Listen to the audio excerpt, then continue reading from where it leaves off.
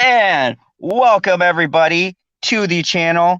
It's the most earth-breaking, ground-shaking, but never media show money taking, the man, the myth, the legend, the most electrifying villain in YouTube entertainment today, Mr. General Zod in the fandom car. How you guys doing? Welcome. And I'm here with Mr. Perp. Perp, I feel like we haven't talked in forever. Like, It's been like what, 2 minutes? quite literally, uh, I'm just gonna shamelessly plug Mr. Perp here. He had a great discussion, and I know everyone who watches at least watches my long ass intro. So if you rewatch this, go check out Mr. Perp Minded's channel and check out that power discussion. Man, that was a hell of a panel. I gotta say, Yeah, that that was was some good. real fun. I had such a fun time. Um, all of them were really down to earth guys. We had uh great bounce back, and I wish the show was actually ending because that felt like a great send off to the final episode, even though it's not. We put on a better finale than them, so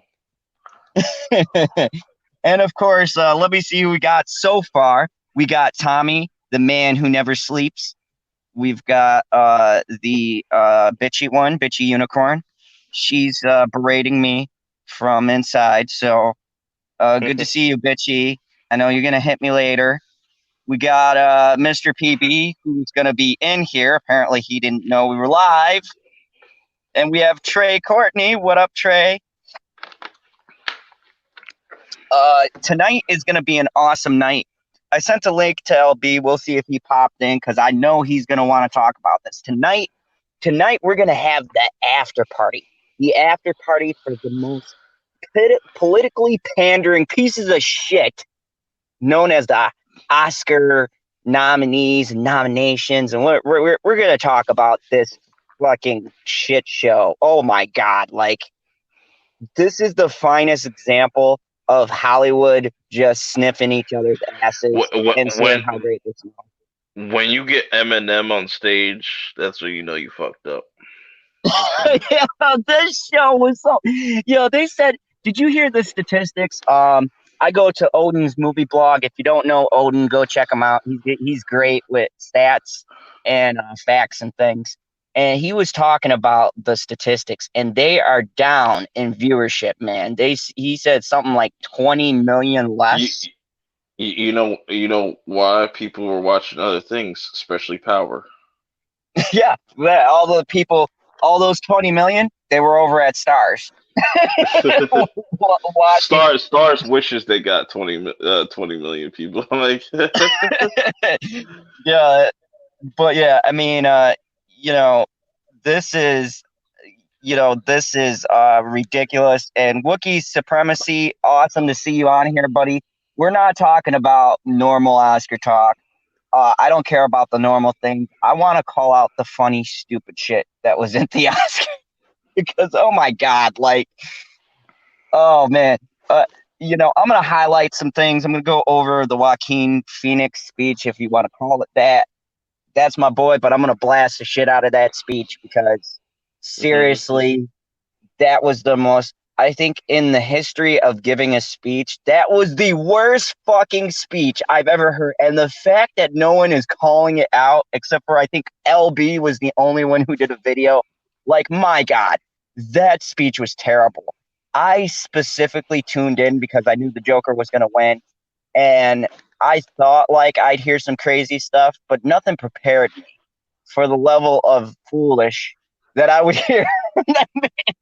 Oh my God. foolishness and buffoonery. Yeah. That was so. Thank you, Wookie. My Hey, thoughts exactly. It was a Hollywood circle jerk the hey, whole man. night. Hey, man. I think Rise of Skywalker got snubbed, but hey, that's just me. Yeah, yo, dude, man.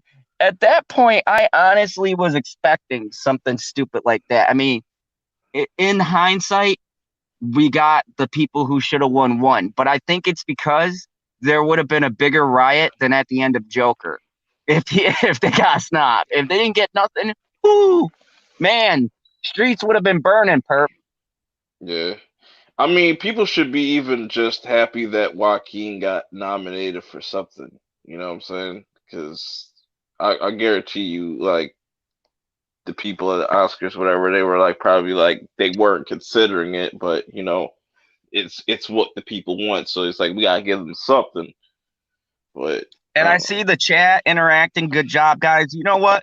Go ahead and in your comments as we go through the night, go ahead and hit me with who you think should have been nominated, what movies you were glad weren't nominated. If you didn't watch the shit, just throw some shit in there anyways. Tonight we're gonna have But fun with this because make this sure really you put highlights. make sure you put the hashtag PB so white. Or if you're in Wisconsin, put hashtag long live cheddar.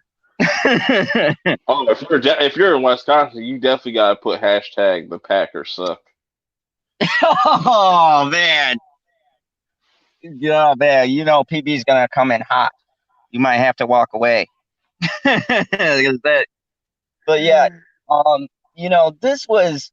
I mean, honestly, okay, Perp. Let me just ask you, how much of because I know you've seen some of the stuff. How much stupid shit did you see, and what would you like to highlight to I kick things didn't. off? I didn't watch none of that. Honestly, I just saw the Joaquin thing. I was like, all right, he's doing that whole. Oh, I'm gonna look like I'm withdrawing while I'm talking. Um, kind of spiel. He's a weirdo. He's definitely a weird one. Like, and I agree with LB. It's like, is he playing himself like in this Joker movie? Because he acts like Arthur Fleck in real life. Yeah, yeah. You want to talk about good casting choices. That was on the nose. But all right, let me highlight some things you might not have heard of. So one thing I wanted to bring up, and I've been looking on Twitter, and of course Albie's great videos, and the whole thing with Natalie Portman. She wore a dress, and in this dress, embroidered in gold, was names of all of the female directors who were snubbed at the Oscars. There was no female director I nominated. will say that I will say this that coat she had on whatever the hell that shit was fly with the whole names on shit. Like I would have got that with all the bitches I fucked. Like you know what I'm saying? Like, I mean, let's be on the 100 here. Let's be on the real. I've only in my life ever seen one female director make a movie that was worth the nomination it got, and that was The Hurt Locker. You all remember that movie? That was a female director who made The Hurt Locker, and that was a fantastic fucking movie and Hey, you know what? deserved You know everything. what? You know what else was a good movie that was directed by a female? Wonder Woman. Yes, yes. Here's the thing, and I got some facts that I didn't know that LB enlightened everyone. She has her own fucking company. She has her own company, and yet she's complaining that female directors aren't getting clout. Now, the logical thing to me, as a villain who puts together dastardly plans, would be why don't you use your money and your influence and get women in a position to direct a film? Right. It seems pretty simple. I mean, for all the shit that Right. they It's talk. it's it's it's 2020. It's not hard to get shit done. Like anybody can do whatever now. Like no, nothing's holding you back.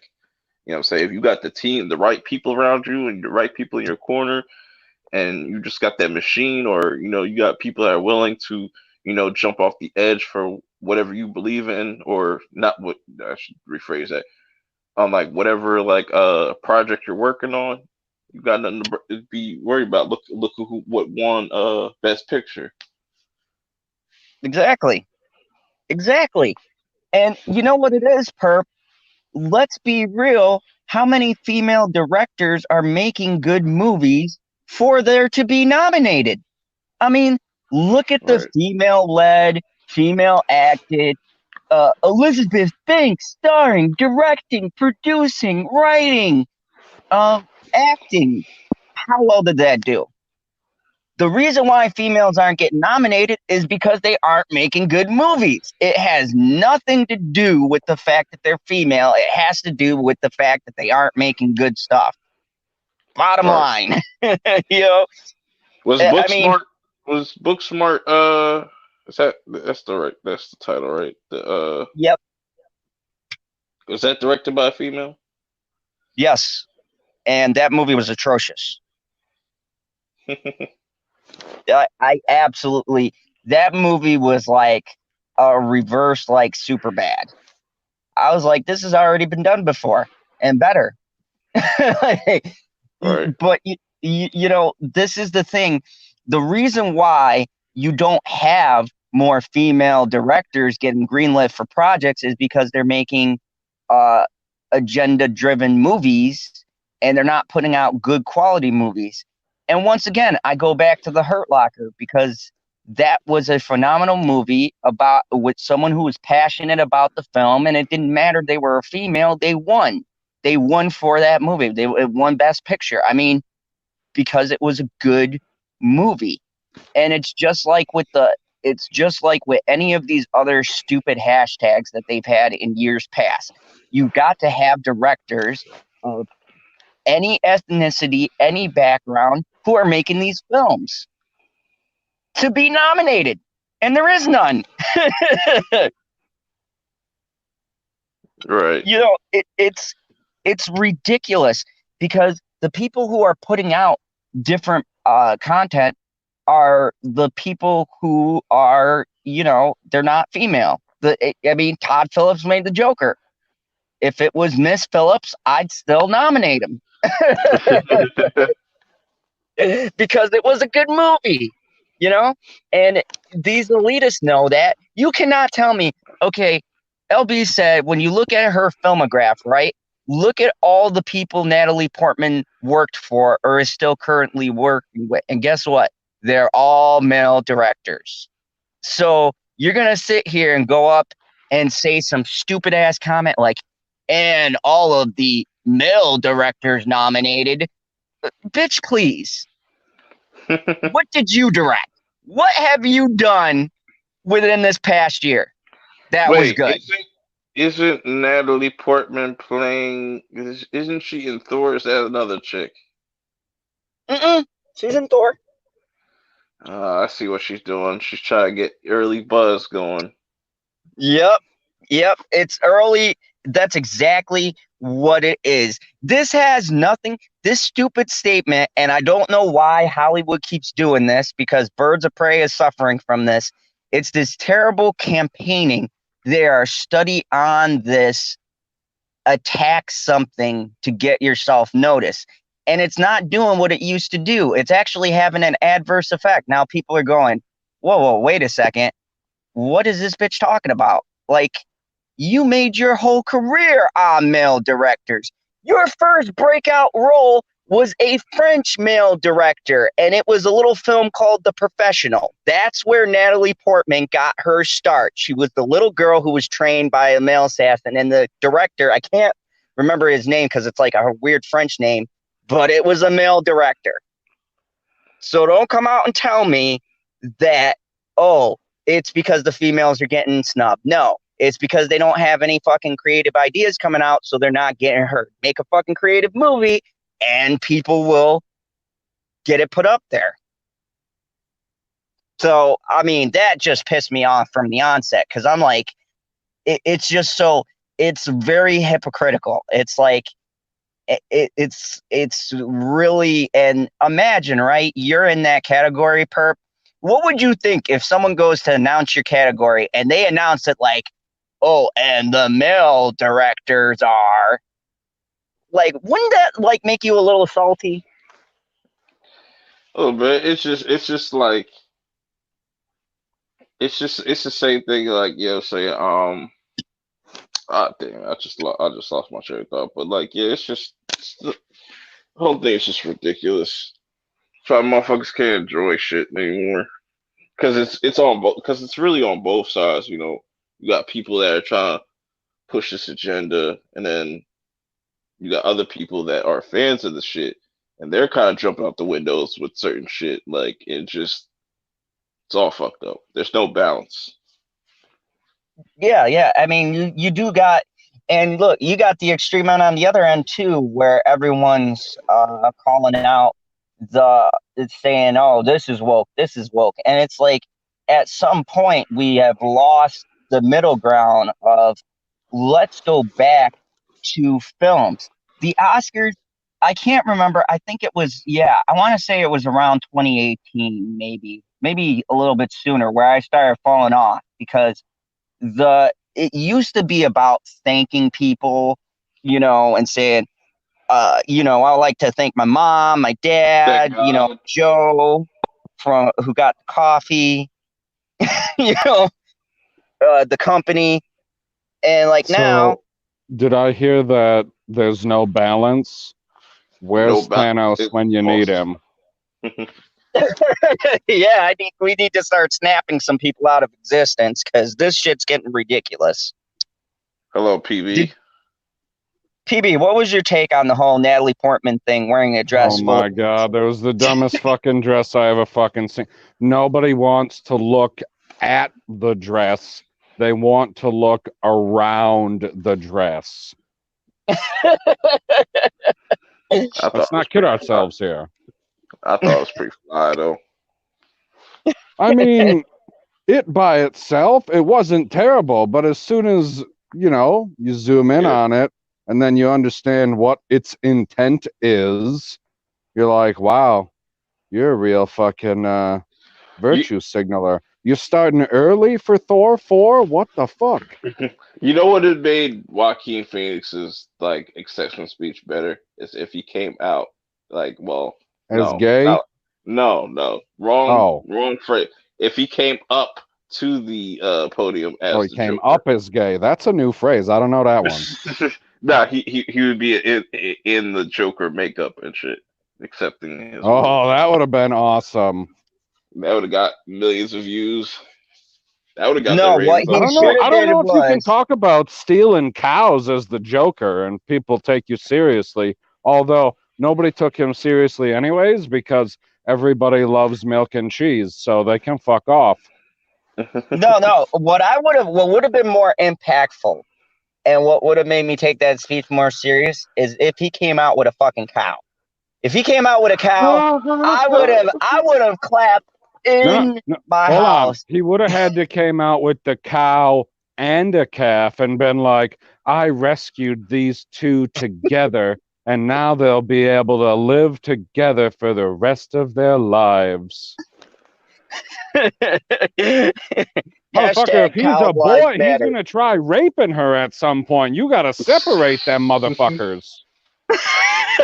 Like, dude, like, and I'm sitting there and I had to like rewind it because he gets to the part about vegans and then he jumps to cows and I'm like, what the Whoa, fuck whoa, is whoa. going on? I love what Trey Courtney has to say. He said, I immediately went to Burger King after that. Fuck off, vegans. I agree. Get a double whopper, extra bacon. Nah, we don't fuck with Burger King out here. You know what I'm saying? We don't fuck with that horse meat. I don't care as Like, long as it's flame broiled.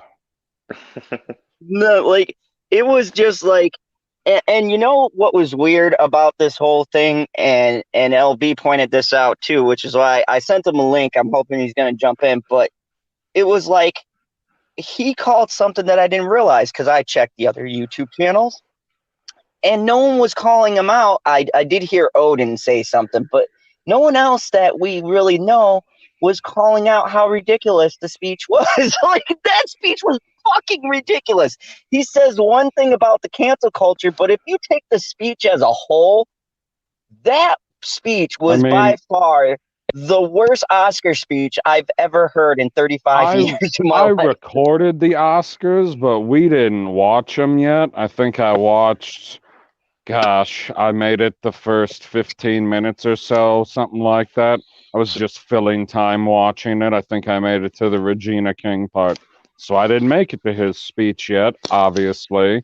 And if I would have heard it, I would have definitely had something to say because for some unknown reason, he's anti-milk, and you can't be anti-milk from Wisconsin. Like, I'm not going to stand for that. You can fuck off. Like he was saying, Am I he mentioned. am I the Oh, only go one? ahead, Perp. Am I the only one that thought the Oscars already passed? Like, I mean, No, I it don't did blame seem you. I like they don't were blame you. plugging it I for had a to go back while. through. but then I thought, I was like, oh no, that's the Grammys, another shitty ass fucking award show. Okay, for Yeah, some another odd, nonsensical. No, there's for a lot some of odd, there is a lot. No, I gotta record those types of shows so I can fast forward through all of the shit that I don't care about. Like when they're running some tribute to somebody that I don't give a shit about, and I don't know who any of the tributes were to last night.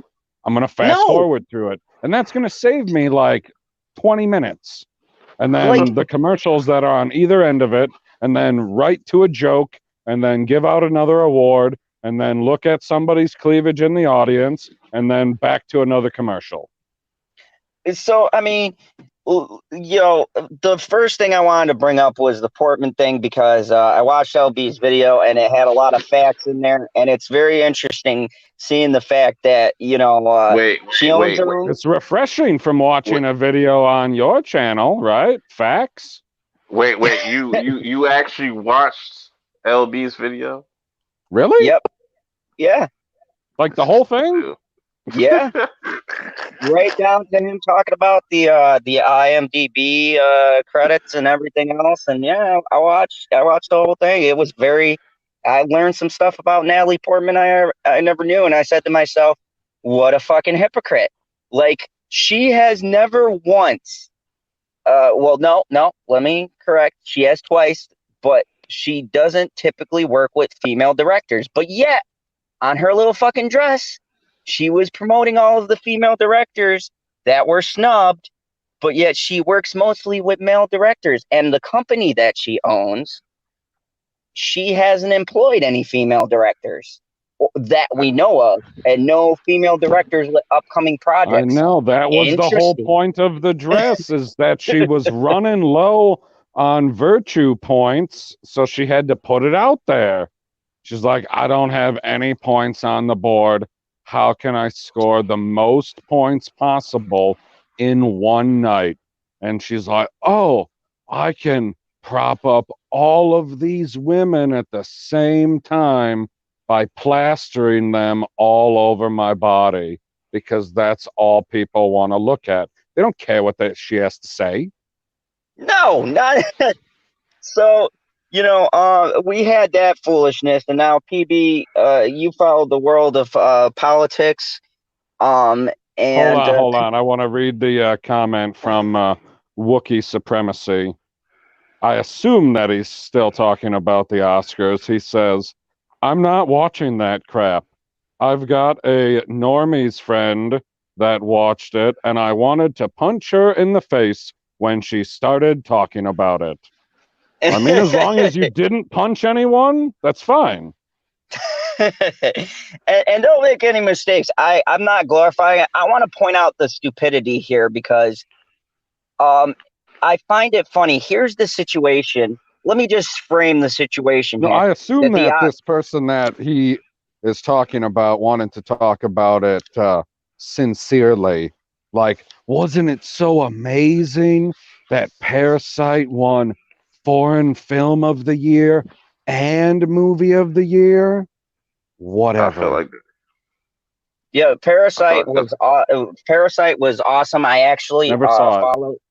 I followed the director. He made Host and a bunch of other really good Korean films. I was actually happy that a foreign film got noticed. But Odin's movie blog put it the best, is that I kind of feel bad that it was on this platform because, I don't want foreign films to be recognized in our market just because of what our market is going through.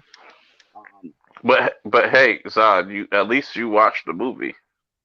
Yeah, it was great. It was a great movie, man. Like, I still agree with what Robert Storm said.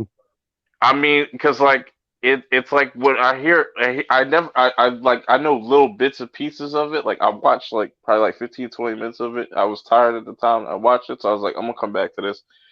But from what people are saying, it's very much like the Joker as far as the theme goes and whatnot. But like, They say I, that because of the ending, but really it has more to do with the Korean style system of the shit they're Wait, going through wait, over do I there. have to read fucking subtitles for this Parasite movie? Oh yeah, yeah, they have a Fuck dub version. that. They have a dub version out somewhere, but like Okay. I forget I'll do the I dub forget. version because then I'll probably get some comedy out of it too. But like I don't mind. Like I obviously people know I don't mind subtitles. That doesn't bother me at all. Like that's fine. But I like think you prefer the subtitles. the first like 15, 20 minutes that I watched, it seemed like I felt like I was watching an episode of Shameless a little bit. Like it's yeah, like yeah. A Korean version of Shameless. I'm like, yo, this is pretty fucking dope so far. I'm liking this.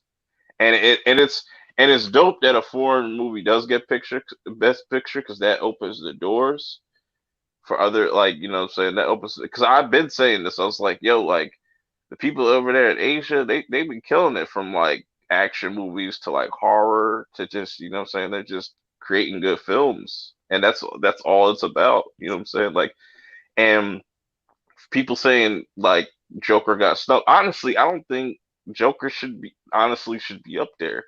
That's just me personally. It's still a good movie, but I don't think it should be even nominated. I have I no idea if it got snubbed for movie of the year and I could definitely say like I know I or haven't best seen film this or movie. whatever the fuck the award is called. Like and I looked at the best picture, I was like, this is like probably like the best like selection, honestly, like that I've seen in a while. Because it's usually a bunch of movies that nobody's seen. So it's like I mean, you let's put know it this way. When the next round of Blu-rays and DVDs and all of that come out, it's going to be on the cover and it's going to say that he won Best Actor and it's going to say how many nominations the movie had total. yeah, of course. So Which it's is Like still 11. going to be on there. yeah, when you go on the back, it'll be like, oh, nominated for 50 different awards, blah blah blah blah blah blah. Right. Yep. That's Yep. what I'm saying. He should like just people should just be thankful he even got nominated, you know, because I'm pretty sure the Oscars wouldn't have nominated him, you know. I think I they don't. were in a situation where this Oh, is that just would have what been Dylan. bad if they wouldn't have recognized his performance in that movie. Oh, I think they would have burned that motherfucker to the ground. Just honestly, I would have been there with the torch. And, I'm just and it's like, saying. What? and Whoa, whoa, people are whoa! saying, Hold on. Now we got to hit the pause button. Hold on. Did this fucking Kryptonian with laser eye beams say that he just needed a torch to burn it down? I try to use your Earth customs when I can. I'm in hiding. It's I gotta not wait till the time's right. 1689. like when I'm looking at these the nominees, I'm like, bro, like how could anybody be mad about this list? This is a very diverse. You got a war movie, which y'all know how I feel about war movies. They're just war movies, like nothing special. Whoop de doo, people get blown the fuck up. You can go outside and see that shit. I don't but know where you're living, but where I'm living, I don't see like tanks and shit every day. We are but in like Russia, bro. I don't live in Iran. out of this whole like list right here, like it would really be between because Joker is too obvious. I don't want to pick the Joker. It's just everybody likes the Joker. I'm over it. I will be different. Um, I would even choose the Irishman or yeah, probably Irishman because Once Upon a Time is not gonna win because Quentin Tarantino. Ford versus Ferrari, shit about cars, No, marriage. no. If you watch the movie, it was more than Cars, man. It was more But than I'm just saying, I'm just summing these up. I'm just summing these up because then it's just like, Jojo Rabbit, more fucking, Nazi propaganda bullshit. Little Women, nobody cares. I need my Like women Oh to marriage, be man, come on, man. fulfilled. No, women was alright. marriage story is just fucking regular people's lives. Like people see this shit every day. That is true, yo. I watched that. I give you. Hold on, while we're on Marriage Story, I saw that movie and I was looking. I'm like, this is my life in about 2 or 3 years. Like, Adam. I will give them one thing. Adam Driver definitely proved he had range because there's a scene where he's screaming at her, and I'm like, yo, I feel you, man. I've been there. But this Adam Going in on Driver's her, in I a was like, movie with a unicorn? no, he's married to this chick, and she's something else. But it's a but good movie. I thought this that is you why were I in a said like relationship with a unicorn. Yes, I am. And I'm talking about Adam Driver. Hopefully, Adam Driver's not Right, in I a thought you relationship said with a that your unicorn. life That'd is be going to be awkward. like Adam Driver's life in this movie. Yeah, Did you I'm not gonna just be say that? like, yeah, I'm gonna be like doing the whole yelling, and she's gonna be like, "Calm down before I kill you." Mhm. I'm like, At a all right. unicorn. You're going to yell at a magical beast? No, she's gonna yell at me. You don't get the dynamic Oh! but like going back to the I thought whole like Adam Oscar. Driver's the one doing the yelling. Yes, to that scene. I'm just role reversing it because it ain't gonna be me yelling. Going back to the whole Okay. go Okay. back Yeah, go back to it. I was so confused. nah, to the whole Oscar thing and like people being kind of outraged, like Robert Storms, like I find him to be very entertaining, but like when he made this video, he's done this a couple of times where he'll just try like take like Watchmen for example. He watched one episode Oh, and yeah. then he Terrible just movie. Oh, it yeah, the show, and then he just oh, trashes the okay. whole other like the whole series pretty much. And I was like, how are you gonna trash something that you didn't really watch? Like Okay, I'm just but gonna get this out of the way, Perp, because you mm, brought up Robert Storm. I'm just gonna say something and come at me. I don't care, but I think he's trash. I think I'm sorry. Like I've gone on his channel and not agreed with one thing that he's had to say. I don't understand mm, like the appeal that he has, but especially Perp with what you were saying with the Watchmen. I'm like, how are you It's gonna the watch golf one hats. episode?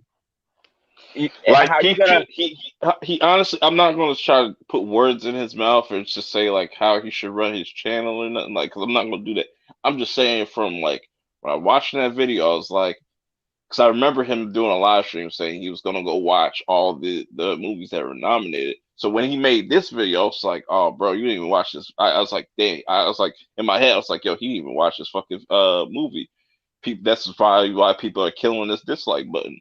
Um, and come to find I out, know, yeah, that's because he even said, people are misunderstanding the video. "I don't, Because he I doesn't don't." trash Parasite.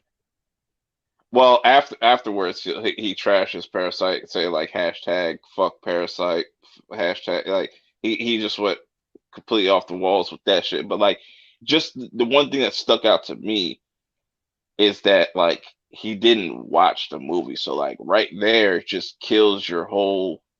People are already gonna like get at you for that. And if you would have saw the movie and still felt that way, then that'd have been justified. Because like you saw the movie and you saw both the Joker and Parasite, and you liked the Joker more, and you thought Parasite was the weaker movie, but you're just basing off of the shit that you watched, but then you just called that But he shit. wasn't talking about what was a better movie. He was talking about the qualifications and the categories that are available for Oscars.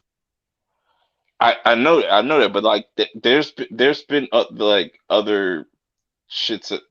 I mean, for it That's to the be, problem. But people went on there, and I'm sure it's a bunch of people that are fans of the Parasite movie, and they're like, "Oh, he's just ragging on a movie that he didn't even see without listening to what he's talking about and understanding that no, he's not just ragging on the movie. He's talking about the fact that there is a best film category and there is a best foreign film category. So if that's the case, why isn't there a best American film category? Like, that doesn't make any sense. They added that category because on a typical scale, the foreign films weren't able to compete usually with the American films. So they're like, oh, we'll add a category so that we can get more exposure to the foreign films. That was the whole point of it. So why don't they add an American film category? Because then we wouldn't be having this conversation, and Joker probably would have won that. But to me, it's just like why does that really even matter? Because at the end of the day, Best Picture is what, you know what I'm saying, whatever the Academy thinks is the best movie overall. Okay, well, I mean, the analogy to that, and I don't remember if this was on regular Twitter, if it was on private Twitter, is why isn't it that every single season in the NFL that the MVP is typically an offensive player? I don't remember the last time it was a defensive player. I don't know who it was. I know Lawrence Taylor won it back in the day. That's not the point. The point is, when a quarterback wins it, they try to give it, or they try to give Offensive Player of the Year to some other player. Well, how can that be true? If the MVP is an offensive player, how can the Offensive Player of the Year not also get the same award every single time? That's like doing just one-to-one math. It's because they want to try and spread the awards out. That's why they created that award. I mean, it's no, like, to me, I look at it like it's no different from what the Grammys do. You know, the Grammys will have a bunch of different genres, and then they'll have album of the year. Sometimes you'll see, like, all right, let me give you an example, like best rap album. You'll see, like, let's just say, for layman's terms, like an Eminem album would be nominated for best rap album, but also get nominated for album of the year. You know what I'm saying? Right, but I mean, that's a little different because I don't remember what year they created the foreign film category.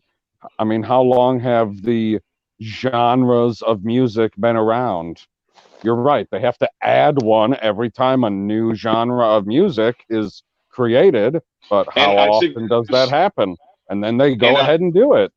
And it is, maybe it's just like the Oscars kind of updating their shit and getting with the times and whatnot. I mean, that's what I'm saying, is that's the point. So if that's your analogy, you're saying that there should be an American film category. But see, we can't go by the American film category because here is the thing. Parasite was the first foreign film to be played in American theaters, which is what made it unusual to begin with. It was the first one to get a domestic box office and actually have a strong domestic box office. If you look at the time when Joker was on its run, Parasite was number nothing 2. to do with the quality of the movie or the style in which it's made. As far as categories go, it was technically released in America, making it an American. And there was nothing to do with where it's made.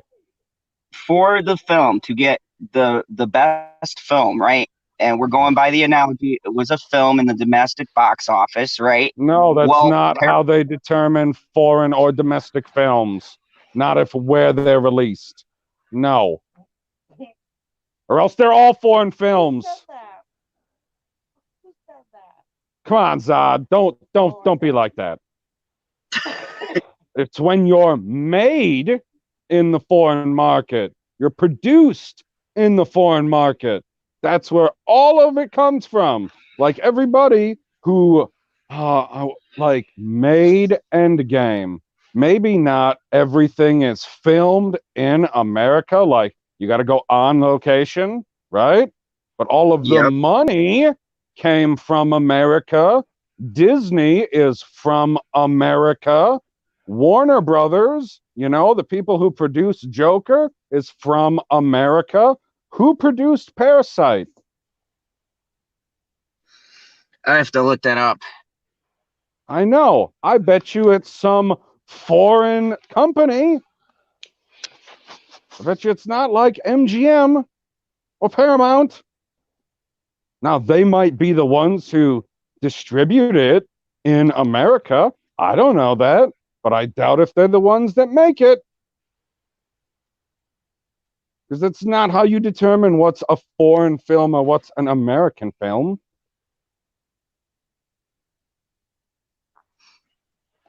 Fair enough. Let me see. So, let's see how long that. Because I'm pretty sure it's been around for a minute. The foreign.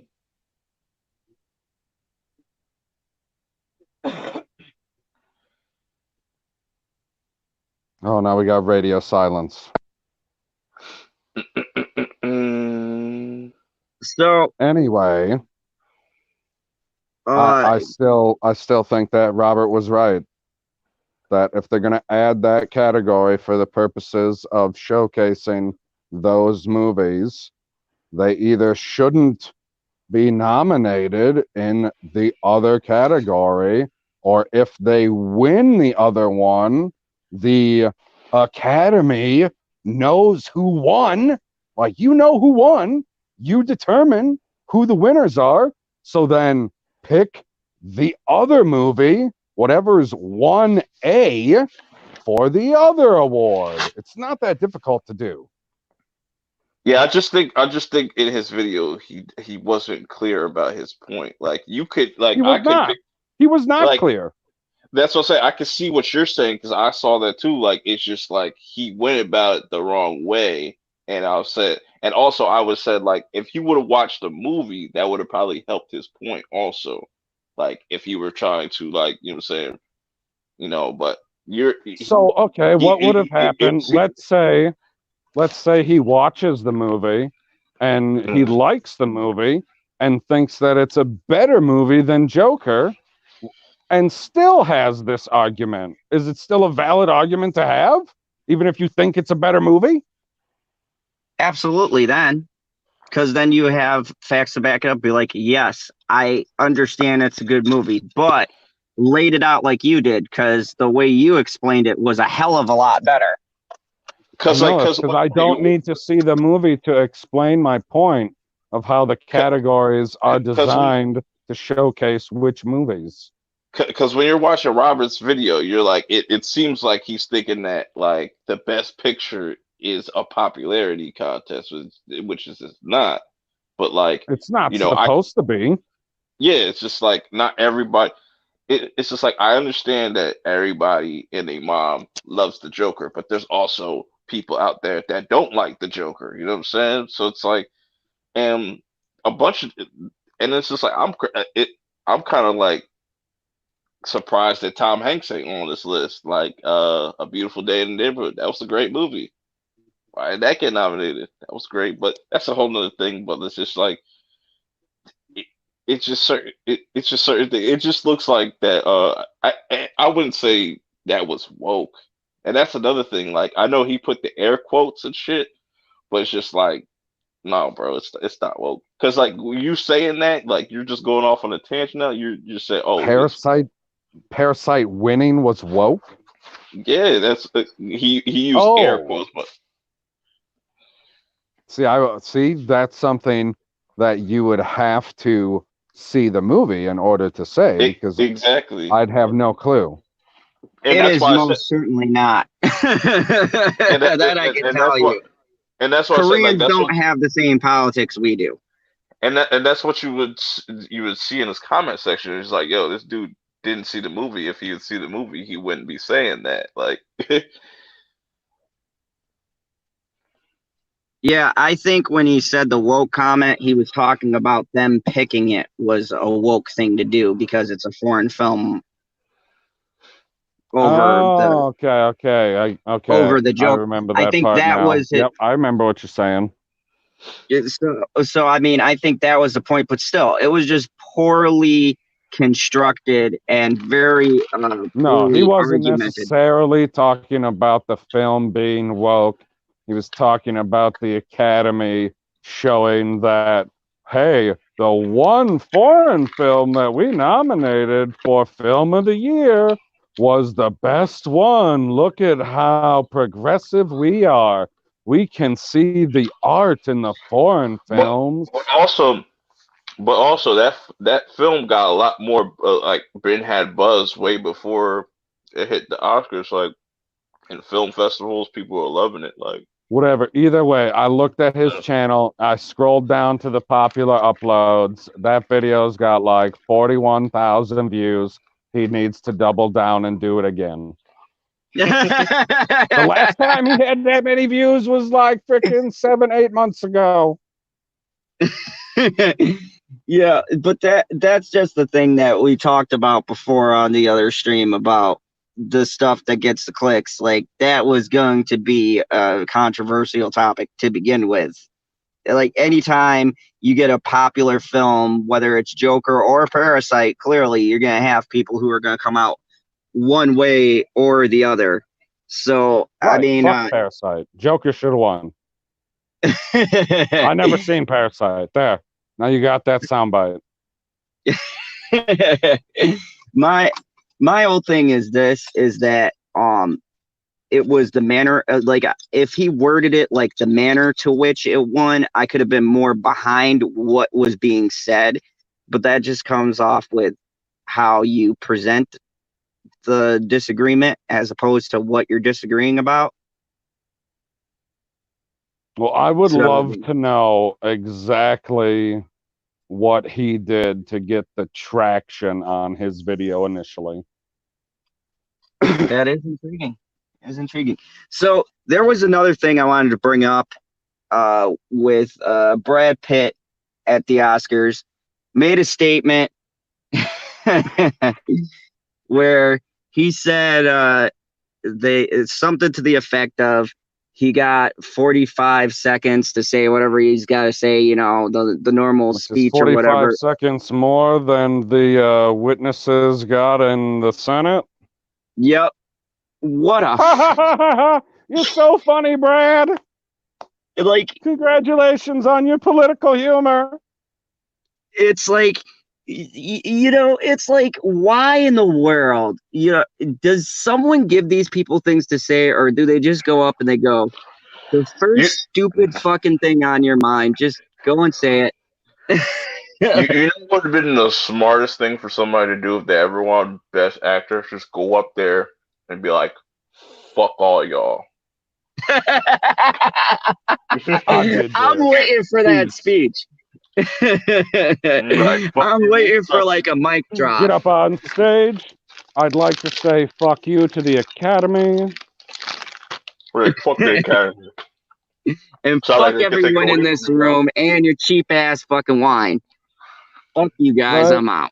As Chardonnay I've been told like before, this award is hollow, you cheap bastards. This Chardonnay tastes like shit. Yeah, like, I mean, you know, that, like, and half of the other speech of what he was saying was just so like, oh, Brad, why you gotta be that guy? Like, He's I probably like drunk. Brad Pitt. I didn't hear any more than that. That's the only part that I heard, because that was the only part that people are talking about. Because I assume it's the only part that was super cringeworthy. Because holy fucking shit. See, this is why I said the best moment in all of any type of fucking award show that was just epic and still epic to this day was the Kanye West and Taylor Swift shit. We need that. We need that. Good. It was real good. And We need to do it to, you know, my favorite of all time. I hate He's like, Taylor Beyonce Swift. show.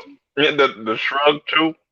The shrug was classic. He was just like, oh, okay, we need that for the Oscars. Somebody needs to come up there and be like, you know, Joaquin Phoenix, you're a douchebag. You don't deserve this, or some shit like that. Yeah, Taylor Swift Like, documentary. Or no, go. Suck a fat one. Somebody needs to walk up on stage while Joaquin is doing this little milk speech. wild drink and go up there and sip milk right next to him. Yo, man, he had a war on milk. That shit was steak and milk. That should be nasty. I don't think about that. Steak and milk. That's nasty. But I mean, here's the other thing too about that speech. Like, I can't still decipher exactly what the meaning of it all was. I listened to that, and he doesn't like cancel culture. He wants to save cows. Behind what Joaquin was saying? Yes, like I was maybe it was a futile attempt, but I was like, maybe there's something connective about this. No, there's nothing. There's not. No. It was just a random string of things. Like 20 things he wants to say, and then he starts mashing them together, and you're like, did he just make a point? Oh, okay, he's off the stage now. Let's move on. Save the penguins. Yes. Oh my God. What? Save the animals. He said save the penguins? Yeah. No, I'm just saying. No. I honestly thought it was going to come down to that. Sounds like something he would fucking say. He'd be like, I watched this one documentary, and it showed this one penguin, and he got a piece of plastic stuck on his beak, and then he died. Save the penguins. Oh, man. So, I mean, and I'd be like, what about the other 500 penguins on that one island? He'd be, well, they were fine, but that one died. I'd be like, I mean, everybody has a retarded Uncle Earl. Like, it was his time. Oh, my goodness. You know, it was funny, though. This was, you know, the funny part about this Oscars was, besides everything, was the fact that by the normal standards, like, this actually should have been an interesting Oscars because there were actually movies everyone knew nominated, and they still lost 20 million viewers. Like, how does that happen? That's like shit to do on Sundays. That's my day of rest. Oh, what do you mean? And I lost 20 million. Like, there was 20 million less people watching this year than last year? Yep. There was probably about 2 million, like a million, right. 2 million. There's probably 1 to 2 million people watching Power. Then like a couple more million people watching the XFL. And then, you know, the rest of the people are just doing some other shit. They were watching Amazon Prime, Netflix, I only recorded the Hulu. XFL on Saturday. I forgot that there would be games on Sunday. Whoops. It's pretty interesting so far. So, I mean, you know, this was a pretty interesting season. So let me just ask, now that we got those stats, I'll kind of go down the line here. What would you do to make the Oscars more appealing? Have more black people. I knew Boomer was going to say that.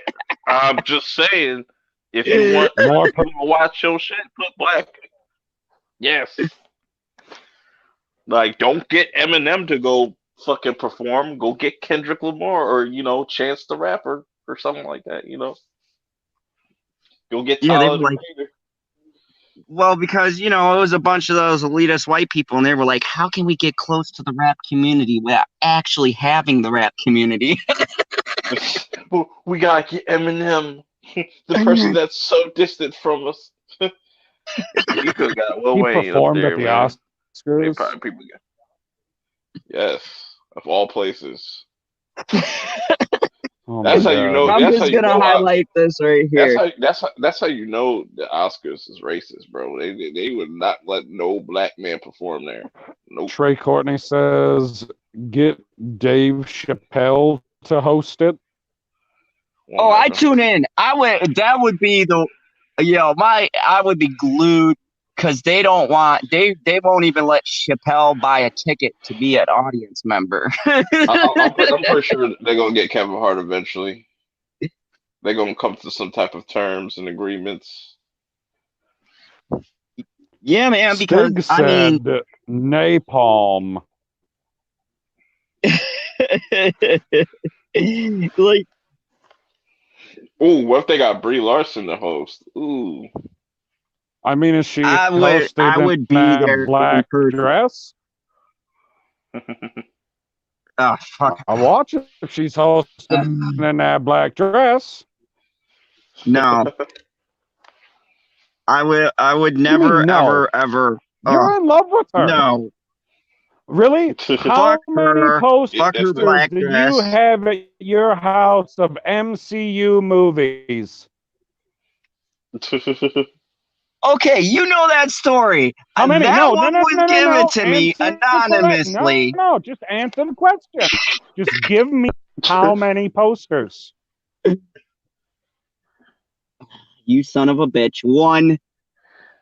Okay, so the one and everyone in the chat, I will give you one guess as to what movie Jen has at his house, right Black Panther. above his bed. You're close. You're Black not Panther. quite. No, you picked the wrong woke. You really got Captain Marvel? Hell Okay, yes, he so does. I had never won a drawing for any poster that I wanted. And unbeknownst to me, I still haven't found the culprit. Someone entered me into the drawing for the Captain Marvel poster. Right. And I happened to win the fucking of all the posters. Live with her. She's right next to you, like. Yeah, I still haven't proved who did that. I don't know who put my name for Captain Marvel, but I fucking won that poster. Yep, and he put it above his bed so that he can see it every morning. So I can gather my appropriate range. Sure. So yeah, Zod would definitely watch. 100%. He'd be there. They're just going to keep recycling whoever they can for next year. I mean, I'm going to watch it at some point. I'm never going to watch those things live. I don't even watch, what was the last one with Ricky Gervais? What the fuck did he host? The Emmys. I didn't watch that live either. Emmys, I was sitting here on frickin' putzing on the internet and I see a bunch of titles come through about Ricky Gervais going wild and people start streaming and I'm seeing titles come through and I was like, fuck, apparently I need to watch the Emmys. It was the Golden Globes. Never mind. Emmys is TV and shit. Oh, Golden Globes. That's right. The other it's the side chick to the Oscars. Right. My mistake. Anyway, yeah, so I was like, oh, I guess I need to watch that. So then I ended up watching it later that night, but I definitely ain't watching that shit live. I ain't sitting through commercials. That's ridiculous. What's the one award show that they give to like bad movies? That would be interesting to watch. The Raspberries or some shit. Yeah, the Razzies. Yeah, Raspberries. I don't know who does them though. I don't remember. That'd be entertaining. Be like, oh, the Razzies. Well, I mean, I was listening to, I don't remember what I was watching on TV, but I had Odin's movie blog in my ear, and I was listening to him do his Raven Awards, which is interesting because there's positive and negative awards, because they give awards for, like, Shill of the Year, which I don't know how General Zod doesn't get nominated for that, because he's like, you can get DC Universe, blah, blah, blah, yada, yada, yada. I know. No. And Odin knows me. Odin, if you're listening, put me in the nomination. See what kind of hits you get. I would definitely gladly accept the Shill of the Year for DC. Hey, the I think only it'd be award an show that matters, overwhelming win. the only award show that matters is the Perp Show Awards. All the other shit is a dub. Yeah, I watched that award show too. Son of a bitch put fucking Detective Pikachu in fucking shit movie of the year or whatever that award category was. The Son of a worst bitch. movie of 2019. Terrible. Nah, see, Like- I disagree. Like, what process is there to come up with these nominees? Who's on the board of the Perp It's just Awards? one black man. It's just one Just black one man. black man? Yes. That's all you need. Mikey. That's not diverse. Hey, it's diverse. Or wait, no, diverse that's my mistake. That's super diverse in a Black Panther way. Yeah, I agree with Trey Courtney. He said worst movie of the year 2019, Rise of Skywalker or Dark Fate. Nah, Rise of Skywalkers was definitely not the worst, bro. Relax. Pump your brakes. It couldn't have been. No, it wasn't the worst. No, so if we're being award nominees, let's just go down. Let me see what you guys pick.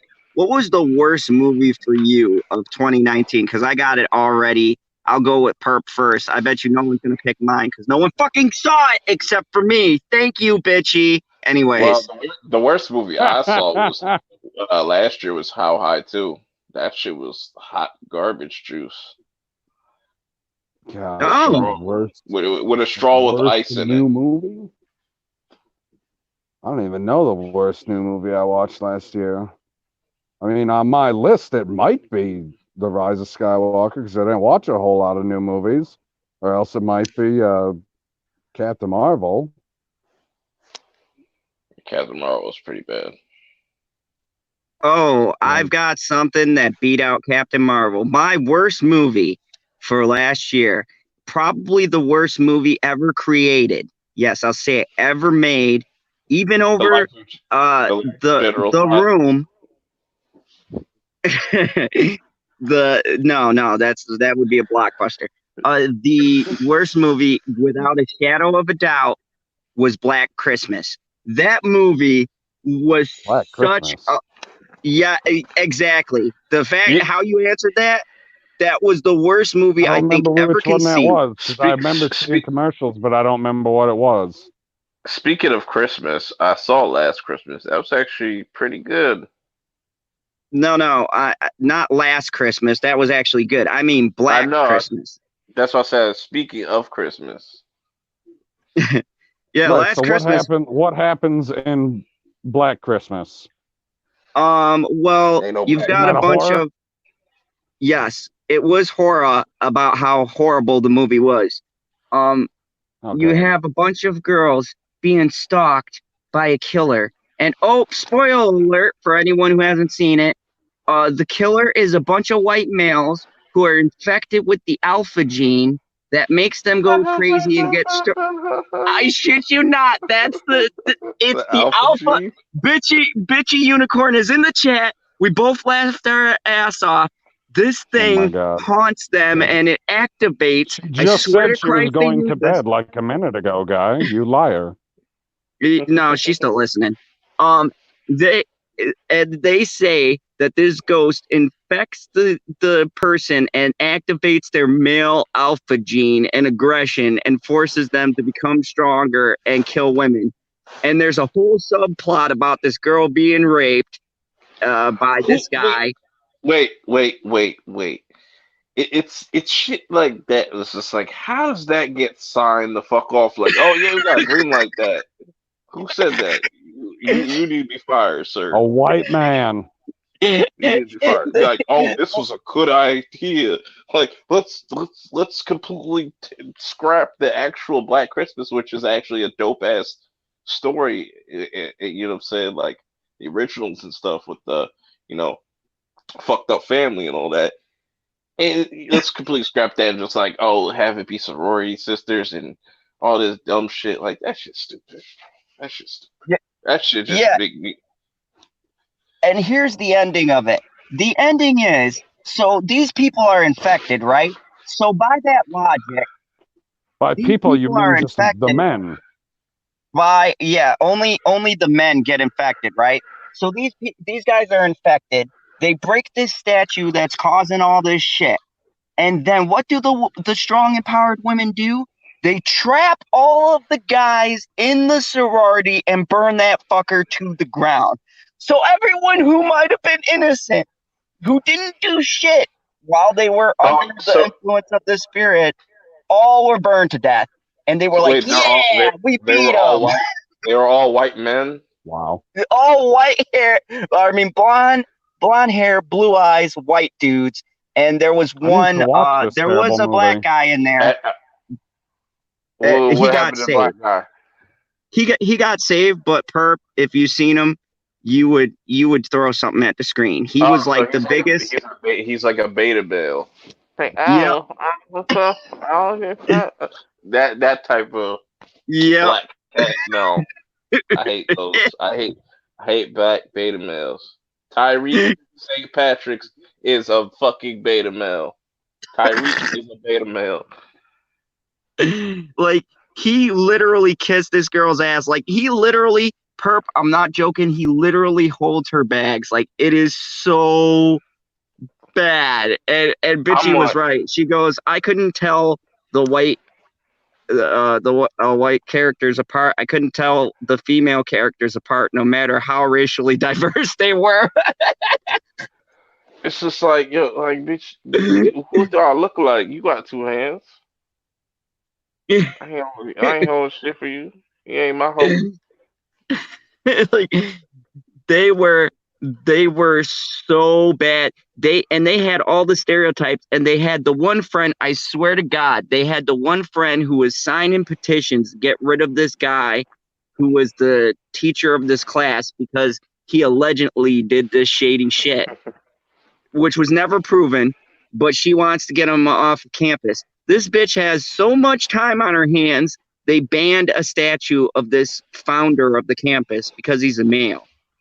Like, the movie was so, like, when we talk about agenda driven, that movie was an agenda that happened to be a movie. I want to make a movie called The Woking Dead, where it's just like you have all these woke people coming out, you gotta kill them. Before the wokeness spreads. It's a woke bitch. You got hit her with a woke bullet.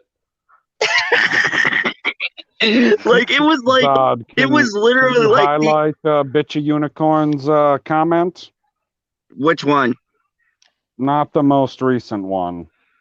The unicorns one. The Whammon one. Yeah. Wham. It says Whammon unicorns are superior. Human whammons are cunts. Like she's watching this, and we get to the part where they try to use science to explain what's happening. Yes, in a horror movie, fucking science. They say male alpha gene, and at first I get the stupid look, like did that just exit her mouth? And then I get the holy fuck, they're trying to actually make this a thing. Like they think, these people think there's a scientific gene in males called an alpha gene that makes us scumbags. Bro, if I got an alpha gene, I'm tearing up all the pussy. Man, shit. Like PB, you have some logic. Have you ever genes at the Gap?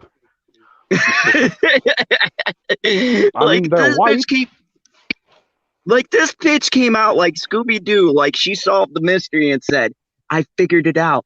It's activating their alpha male gene." Oh, they've been activated like Star Trek, hey?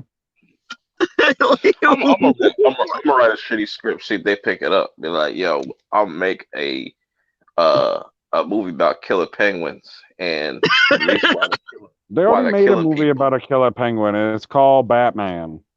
No, I'm saying like I don't know. The reason why the penguins are killing people is because people are starting to have like high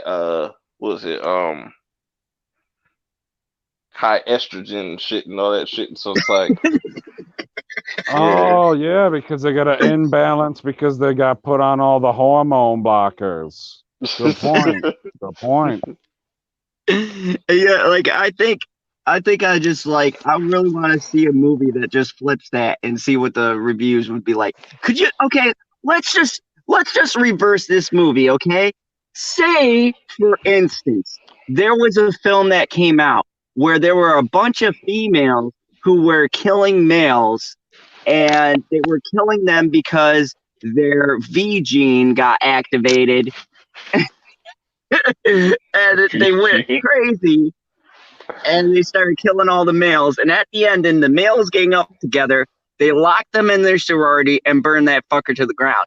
Could you imagine the fucking response that movie would have? Could you imagine what the critics would be saying about that film? It would probably be banned. What's V stand for? What do you mean V gene?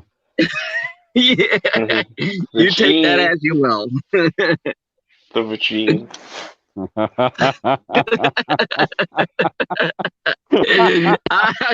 I'll just say, you take that as you want to. But if someone came out and they made a movie like that, could you imagine the backlash? No, That movie would be announced. There would be backlash. all you have to do, what I'm saying, if it, people would be outraged, right? If you had a movie, right, where a dude just straight up punches the fuck out of a female, just punches the fuck out of her, no reason, just punches the shit out of her. So is that like the Ray Rice documentary? It's kind of sort of like Zod would know about this, but it's sort of like in Power, where Dre runs out the building and punches the shit out of this one lady cop and shit. That shit was hilarious.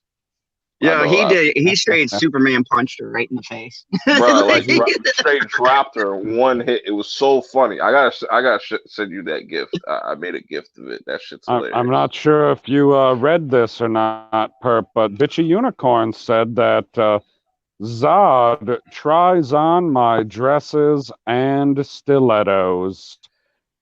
Now, see, she's lying because I haven't seen those dresses or the stilettos. So I'm just saying, hashtag challenge. Look in the mirror. They're on you. Actually, they are not. Nobody wants to see you pan down. Oh my God. You just turn the camera on and hold on. So you're telling me that when we're live streaming, you can hold the camera sideways, but when you make a video, no. Hold on. See, you haven't seen my new videos because sideways. I turned the camera sideways on purpose on my new videos because I had PB's voice in my head. Why is the screen? So I turned the camera sideways. Because nobody watches a vertical seen TV. Any of the new videos. No, I haven't. I'm not going to lie about that, unlike some people.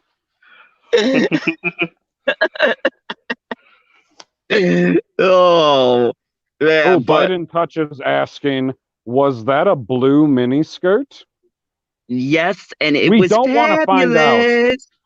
Fabulous. Love it. But yeah, I mean, that was pretty much it. There was a lot of stupid shit at the Oscars. I had nothing past that. I just wanted to highlight that. So yeah. No. Oh God, no. Hold on. So 2 comments real quick. First, Bitchy Unicorn said, I only have like 2 dresses, LOL. He would know that if he actually paid attention to me. And then after that, the Ancient One said, Super Chat, a book of photos to Pop Culture PB that involves General Zod cross-dressing photos. For the love of God, if you ever send me any photos like that, we will never talk again. So with the female people version talk of Zod, about what it takes to get people not to talk to each other, that is the line that you will cross and get me not to talk to somebody. You send me cross-dressing photos, I'm out. He'd go from Zod to Xena. Exactly. Oh man. But The warrior pansexual. It's coming, yo. They're gonna remake Xena and just make her a straight up dyke. Oh god. yeah, I Like she mean, didn't already look like here's one the the first thing time, though. bro. hey, If when you I watch, was a kid, that was the first person that I always thought was gay. I was like, how come she's always hanging out with this chick? didn't they kind of like She's always hint hanging out with that towards blonde that chick. I don't later? know who the blonde chick is. Yeah, they hinted towards that later that their relationship was kind of a little bit closer than friends. I mean, Xena did that before the whole woke culture started. That's what I'm saying. I think she's bisexual. Yeah, because she was with No, Kevin no, no. Sorbo as Hercules. She's trisexual. No. Ancient One, I am not going to use cross-dressing photos of General Zod against him because that means that I would have to look at cross-dressing photos of General Zod, and that ain't going to happen. Hey, Like a that month would be the ago. sexiest cross-dressing Oh photos my produced God. No. on the internet. No, think about this. Think about this. Like a month ago on the radio, it's like, bottom of the hour, top of the hour headlines. And they're talking about all the terrible things that people do out there. And they're talking about the people that are getting like arrested for child pornography. And then I thought to myself for like way too long about a topic that people are fucking creepy about. And I was like, wait a second. Doesn't that mean that the people that are investigating them have to look at this child pornography too? Yeah, I couldn't do that job either. I was like, I guess they'd have to go free if that was me, because I wouldn't be able to look that shit up. They'd be like, hey, you gotta look on this computer for the pictures of the little boys and little girls to see if this guy is into child pornography. And I'd be like, nope, didn't find anything every time. Just got a creepy mustache. You did it. Exactly. I'd be like, what does he look like? Oh yeah, he definitely did it. Yeah, if he looks like Ron Jeremy, probably chances are he did it. I'm just saying, I don't trust the 70s mustache. Not today. It's not the 70s anymore. It's the 20s. No. Like, no. If you're sporting that creepy, it wants to be on its own. There's no like beard attached to it. It's a lot easier. Go ahead, Perp. I'll say Justin Bieber is. He got a little creepy mustache going. I'm like, what the fuck? Cut that shit, he does. Bro. Yeah, but to be fair, he smuggled a monkey through customs, so he got 20 awesome points for that. I mean, anyone who said, what do you have to claim? A monkey. That is fucking awesome. Like, yes, I got this bag, and Bobo on my shoulder. All right, Bitchy Unicorn said she couldn't take you anymore, so she's going to sleep. All right, Magical Unicorn. I will join you eventually. Good point. Anyways, that's a good way to say it. That's how you don't hamstring yourself. Good idea. A villain learns from multiple beatings. Oh my God. Fuck Superman. Unicorns far more scarier. Sure. But yeah, so speaking of the ridiculousness, how come we get 15 videos about Birds of Prey, but we don't get one video about Joaquin Phoenix except for by LB? Has anyone noticed that no one has done a video about this crazy speech? And I want to say, I think this plays a little bit into people's feelings about Joker. So what do you guys think about that? How we literally are still getting videos on Birds of Prey, and let's be real here. I'm just going to come out and say it. It's not woke. Stop throwing that around. It ain't woke. The marketing was woke. The people behind it are woke.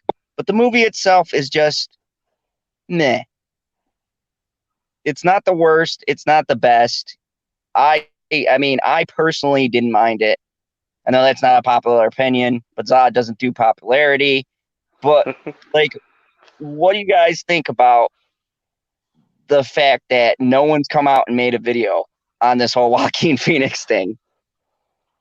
I love it too much. I think that people don't put a lot of stock in what the actors and actresses say, especially when they like the movie that they're in, because he's not saying a whole lot of things as far as ridiculous wise as you led into the topic, like you said, more so than what frickin' Brie was saying. Like the stuff Yes. that he's saying is just as ridiculous. It might not sound quite as crass or sound maybe as like nasty, because I don't know, sometimes she's got that little like undertone when she's doing the whole I will not be Tom Cruise, I'm going to be the first me, that type of shit. Like Joaquin's got a little more suave to his delivery than she does, so that eases it a little more, but the words that he is saying just as ridiculous. I love milk. Absolutely, Perp. What do you think about it?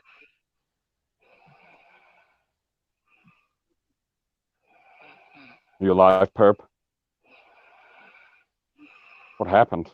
He's not muted. Oh no. Oh no, we Did have. the dingoes get him? I thought they were exclusive to Australia. I mean, it's on fire and they know how to swim. Oh God. I know. Never underestimate a dingo. So I mean, uh, getting back to this thing is that like it is I mean, crazy if he to comes me. back to life, he'll give us his thoughts. Yeah, but like this whole thing is kind of baffling because like for real, we should have definitely been pulling some ridiculous quotes at the very least.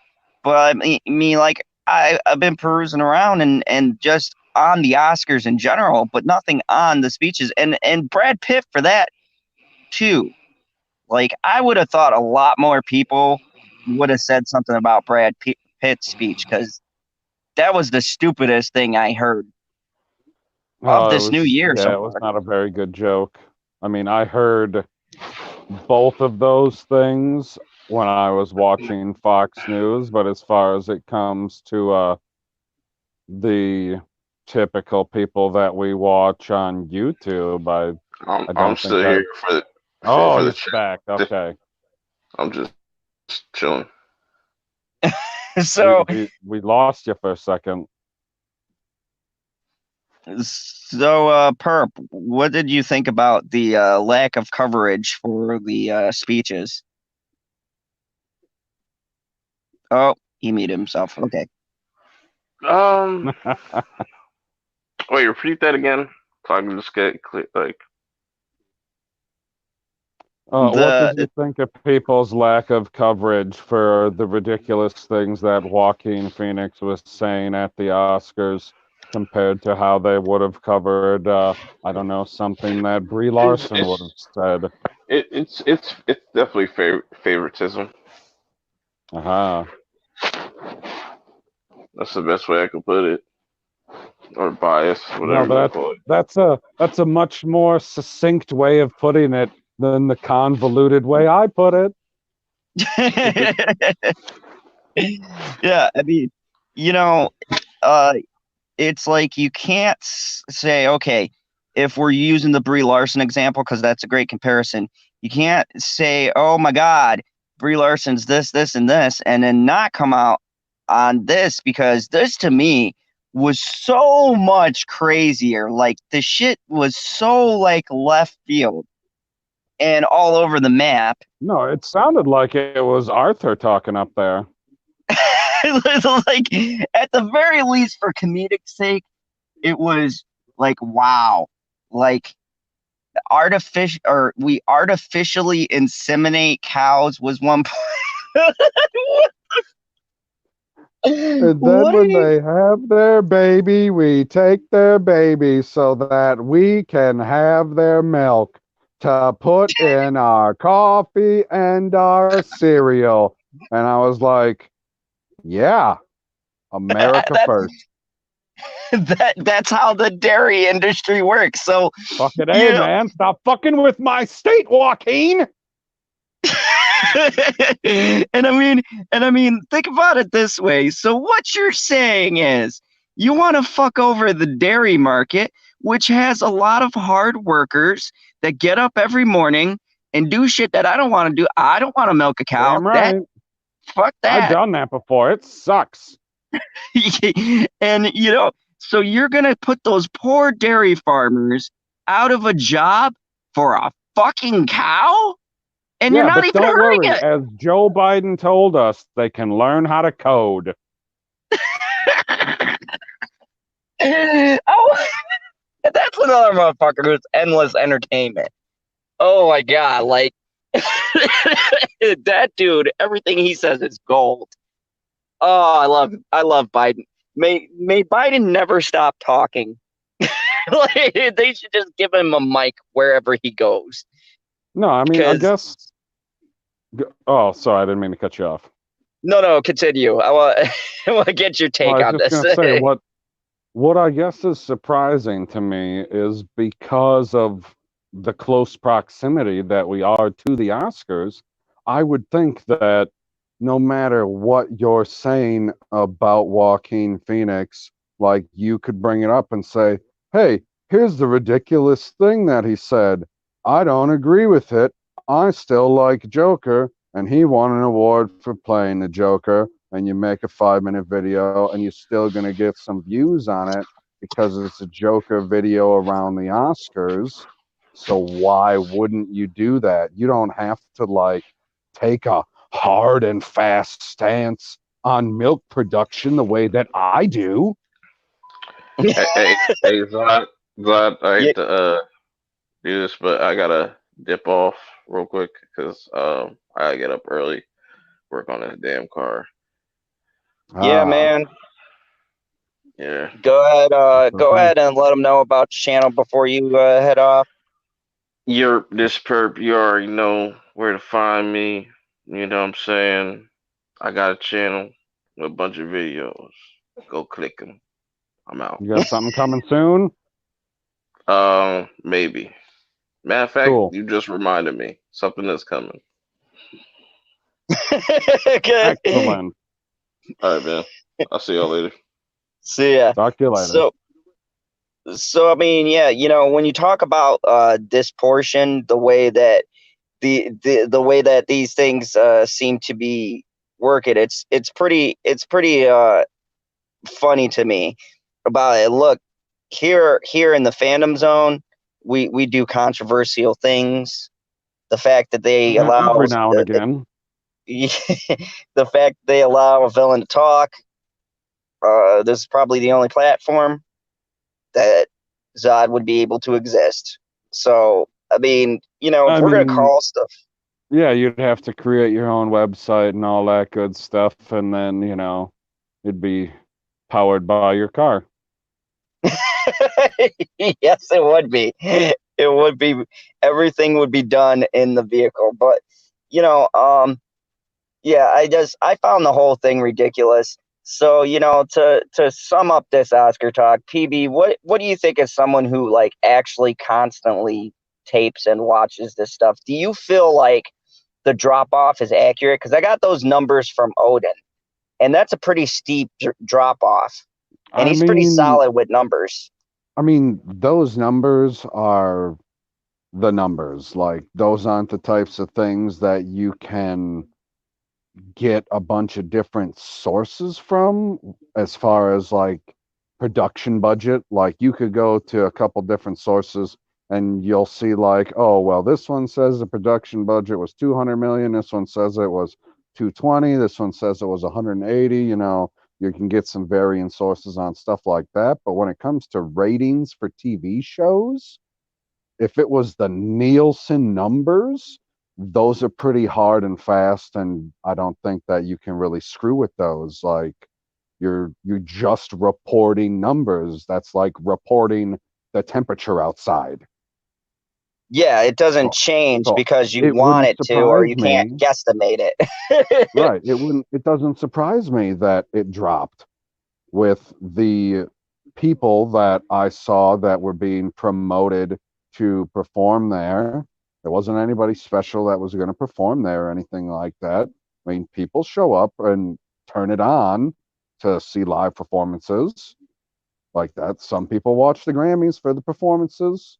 Some people watch the Oscars for the outfits. Like people are watching certain shows for certain things. You're not always watching them for the same reason. Like I'm typically watching all of the awards shows for the visual effect. I want to see what everybody wore as far as who was looking good, who was looking ridiculous, you know, what am I going to be able to laugh about with everybody the next day, over the next week, stuff like that. That's why I like watching those types of shows. But Well, see, you I'm you not going to bring up sit a there good and watch point. it live. You bring up a very good point that I think is the highlight that I got. And I know Odin from time to time checks out the channel, so shout out to Odin because I got a good information from him and LB and going back and forth between their different videos. And he brought up a very good point, and he said that it's not the same that it used to be. And I think that the ratings are a reflection of that. Like, they're not Oh no. offering what you would watch for. What you just said this year, did you find anything that really grabbed you where you were like, oh my goodness, they're wearing this or they're wearing that?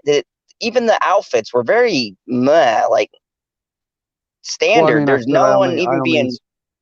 I only saw the first like 20 minutes so far, so I don't know about all of it, but from the little bit that I saw, I was not like overly impressed. And I want to say there was like the opening musical number by Janelle Monáe was it was not good. I was like, No, it was. God, Oh God. they started with that, and I was like, this is how you want to start the show, and you think people are gonna stick around to watch it? Like Yeah, she might be a relatively well-known name, but she's not that well-known, and this is not like a popular song. What are you doing? yeah, like like let me give you an example, and I'm pretty sure this was on the Oscars, right? Didn't they have Adele there once, if I'm not mistaken? It was around the time Skyfall Uh, came out. I mean, probably. I don't see I, why they I wouldn't have had her at some point. yeah, I believe she sang the musical score. Dude, that was Okay. the most well sang thing. And I remember watching it thinking, holy shit, if this movie just doesn't win from that opening, like it grabbed you. And that's the thing that you just mentioned. Like they are so into themselves that they don't realize that they're missing the hook is the most important thing, right? It's like a first impression. When you turn on something and you see something that interests you, that's what grabs you. But when you start off with that terrible fucking musical number in the beginning, right there, you've turned off people who are going to say, okay, I'm going to click this off until they get on to the winners, or you know what I mean? You're having Right. your audience dip right there. Yeah, and like I remember watching the promotion for the Oscars, and it seems like every year, even more so, it gets to the point where they're showing you stuff from the past, like, hey, remember when it was awesome? Maybe it'll be like that again. And I was like, yeah, except it's not going to be. It's just not going to be. Yeah, Like, you're not going to trick me into that. Are you shitting me? What? that's the thing. It's like they have no hook to draw people in. And there's that old saying, your first impression is your last impression, right? So you only got those opening minutes to draw people in. And it used to be like you had to stay tuned. Like, when you had the past Oscars and you had the really good people getting nominated and the good things, and you were like, oh shit, I don't want to miss what this person is going to have to say. And like now in this modern time, where's the hook? Where's the thing? It is just like any other TV show. If you don't have that thing that draws in the audience within the first couple of minutes of the show, you're going to lose them. And especially in this culture with these kids, none of these kids give a shit about I mean, that is whatever a they're good talking point, about. and I will, off of that point, compare it directly to the Grammys. With the way that they produced the Grammys, I know that it was, I think that their viewership was down a little bit, but the way that they produced the show, you know what you're getting. At the bottom of the show, right at the end of a performance, before they're going to commercial, they'll say, oh, well, in 8 minutes, this performance is happening. In 20 minutes, this performance is happening. So that if you were watching live, you can be like, oh, I got time to, go to the bathroom real quick and I'm not going to miss this one thing. That's what I'm waiting for. Or to go back to the Emmys, people were watching to, I mean, you saw Ricky Gervais at the beginning and you're like, well, he's going to come back out again and he's going to tell more jokes. He's not going to get an entire stand-up routine like he got in the beginning, but he's going to get a couple of more jabs in throughout the show. And I don't want to miss that because I love to laugh and I recorded it. So I'm going to be able to fast forward through all the bullshit that I don't care about, like all of the stupid tributes that are dumb. I don't need to see all of the people that died over the past year. Like I need to see the first couple and the last couple because all of the ones in between, I'm not going to know. I don't know Cameraman Earl. I don't know. Unfortunately, even though you threatened them, I don't know the Bagel people. I don't know these people working behind the scenes. I know the big people, which they show right at they show a couple at the beginning, they show a couple at the end. So you can fast forward through all that bull crap, but you can see the performances that you want to see. Or if you're, a toxic male, you can fast forward and you're like, wait, what was that dress? Oh yeah, they should have cut to her once or twice, more than what they did. Yeah, it's like the way that I think it's the setup, it's the way they present things. Like to me, back in the day, it seemed more organized before they got it in the head that they had to go into super, uh, you know, pandering kind of a thing, to where it used to be they did the like carpet thing. And like now you don't see a lot of the actresses either. Like you see a couple of like the main ones, but it used to be you saw a lot of different like actresses showing off the dresses and things like that. And it's like it feels like they like cut that in a matter of fact, it feels like they've cut a lot out of what the Oscars used to be. There used to be a lot of interesting shit in there. And their plan was our viewership is down, so we're going to cut the interesting shit and just highlight this stupid bullshit that no one cares about. Like, that's how I feel like they worked this when they were constructing the show. It was like, Yeah, people want to see performances and awards given out. That's it. It's an awards show. Everything else, literally everything else. I mean, yeah, there might be a few people out there that are like, oh, well, I wanted to see the tribute to, this one person that died last year, or I wanted to see the tribute to, whoever's getting the Lifetime Achievement Award, because they always seem to do something like that, shit like that. Obviously, there's people out there, but we're talking about the vast majority of people don't care about that stuff. They just don't.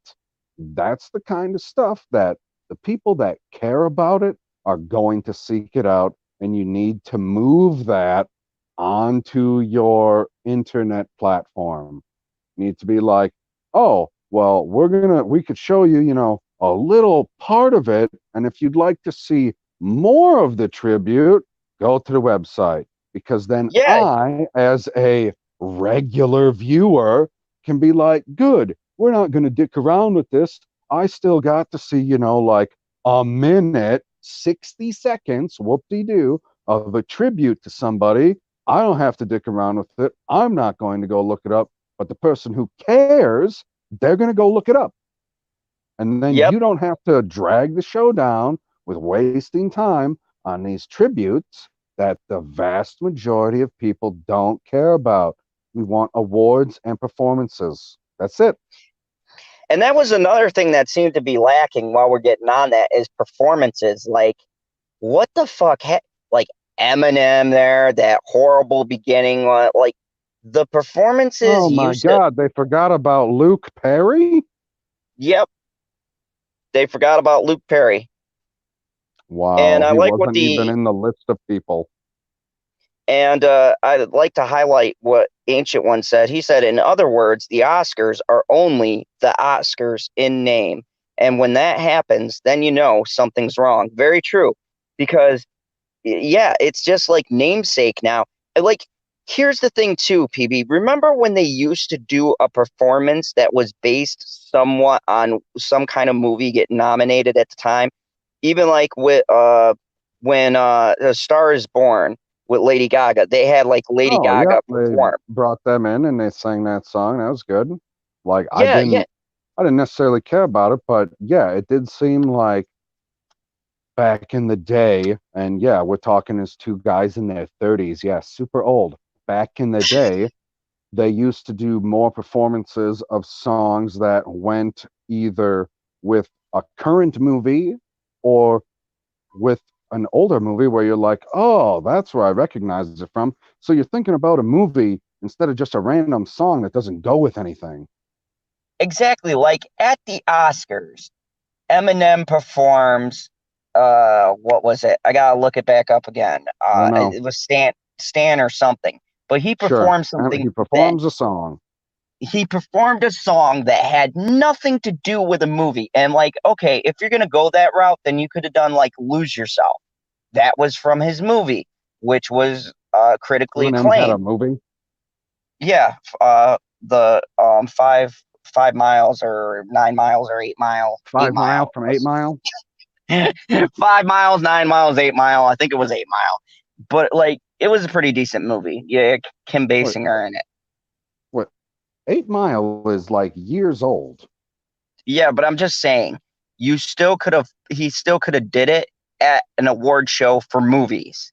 He did a song that doesn't relate to any movie. Like the performances, I was you, misunderstanding. I thought you were you saying that that's what he performed. You're no, saying that's no, what he should have performed. that's what he should have performed because it would have had to do with movies. Like they are so far off the mark of what they think they need to change. They get rid of they clearly shave down the live performances, but the live performances that they give us have nothing to do with fucking movies. So you're not getting people into the mindset that they're watching an award show. You're getting people into the mindset that they're just watching a show.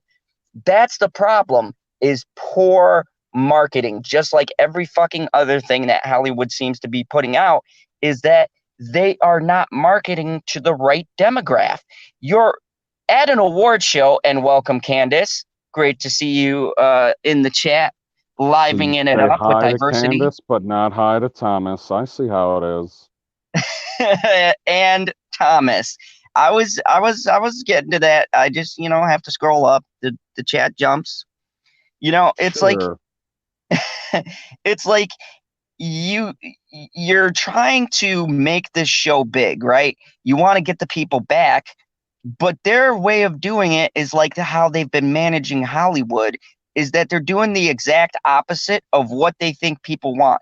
So it's like someone sits back and they're like, what did people like last year? Let's do the exact fucking opposite of that. Instead of having more performances that have to do with the fucking movie we're promoting, let's put on a fucking random boring ass show in the beginning, and people like Eminem, let's put him on there just because. There's no They would have bearing or been better relevance to off the with show. the Hershey's M&Ms performing. Now that would have been entertaining, and it would have had to do with the movies because you can get M&Ms at the theater. So Sure. there you go. Maybe Like, have a if Coke you're come getting out there. M&Ms at the theater, you need to like examine your life, because that's one of those candies that can easily be snuck in. So you better check yourself. Don't ever buy M&Ms at the theater, people. Sneak them fuckers in. Hey, I work at the theater and I still sneak food in. I'm like, dude, I walk past them now. I don't even gotta sneak I it in. know, I you're just walk like, in. I'm just walking in with my sub sandwich, guys. It's fine. Yeah, it's like, come on, you guys already know. I'll stop myself later. But You're right. I'll kick myself out when I'm done. It's fine. but it's like, yeah, it's just amazing. Grim Monolith, what's up? Good to see you here, buddy. Hello, Graham. It's interesting. He puts Dungeons and Dragons 4th edition was a poor attempt by WOTC to capitalize on MMO fame fad by incorporating MMO elements from WoW into paper gaming. Wow, that's interesting. I haven't played D&D in forever, buddy. So I didn't know much. I've I never played, played it. you know, back in the day before General had people Apparently, to talk I'm to. not nerdy enough. Oh, don't get yourself twisted, man. You're nerdy. You're probably the only person on YouTube who actually taped the Oscars. Well, how does that make me a nerd? I You take know, the because you wanted Oscars.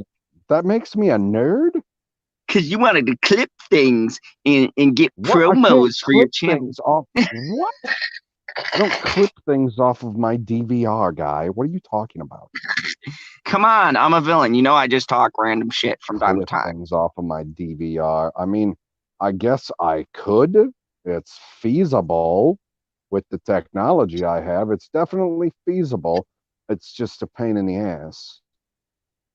And Candace, we have the OG crew.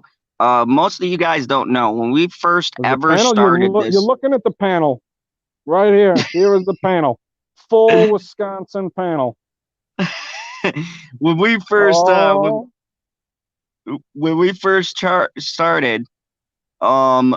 we were just us talking about Game of Thrones, and we grew to hours because it used to be good. yes, we remember us ranting. Those were the good old days. We would laugh just about something for a long time. Go watch one of those on replay. You can probably speed it up too, and you'll still give General Zod a couple of hours of watch time. Well, yeah, those were some funny times. And Soul Assassin arrived. Welcome, Soul Assassin. Good to have you. Good to have you in the chat, hanging out with us, Late Night Crew, when we talk about the ridiculousness of the Oscars. And we are talking about it all. I know what people are going to say. Oh, I'm not interested in the Oscars. We're not talking about the Oscars. We're talking about, yeah, Candace, people just listen to us. We're still trying to figure that out, too. People listen to us. PB's got the smooth radio voice, and I'm ridiculous. Who doesn't like that dynamic? People listen to the two of us. I mean, I would listen to the two of us. I mean, I have listened to the two of us to find highlights, to clip, to, show off General Zod's excellent hooked on phonics skills. Hello there. Hi, gentlemen. Hello, Hope Stig. you're both well today. Yeah. So, Stig, are you part of the Oscar hype? Did you watch the amazing, the stunning, the progressive Oscars this year? Nope. I was watching Netflix. I was binging a new show called Lock and Key. I think you know what? I gotta watch this show because, and you know what? I'm gonna go off on a tangent here. Everybody's talking about Lock and Key. No one is talking about probably one of the best shows ever on Netflix that is kind of Blade Runner-esque, and that would be Altered Carbon, based on a book. Great show, very true to yes, I'm gonna say it, PB, the source material. It was a fantastic show, and it's going into season 2, and Anthony Mackie is going to be the lead in this second season. I'm super fucking excited. I'm gonna post my review. Stig, I'm sorry. I apologize for that, because that was some bullshit. Stig comes in here and he's like, hey, have you guys heard about Lock and Key? It's this new Netflix show. I think you'd really enjoy it. And then General Zod's like, that's a fucking bullshit. Nobody's talking about Altered Carbon. What? I talked about Altered Carbon 2 years ago when it came out. It was awesome. God Yes. dang, get with the times, Zod. Yes, and what I'm saying is it's been 2 years and the new teaser dropped, and I'm gonna do my very first trailer reaction here on the Fandom Zone. I've just been trying to figure out how I clip myself reacting to the trailer. It's like I gotta play it in a separate video so I can react while it plays, because it's just the way the program works. It'll like play underneath, but I gotta like do my reaction looking at it so you get my real reaction. But I'm super excited, and this is 2 years in the making. And they came out and said they're following the books, so I'm really fucking excited about it. Yeah, I'm looking forward to it as well. Mostly I've been just catching up on stuff I haven't watched yet.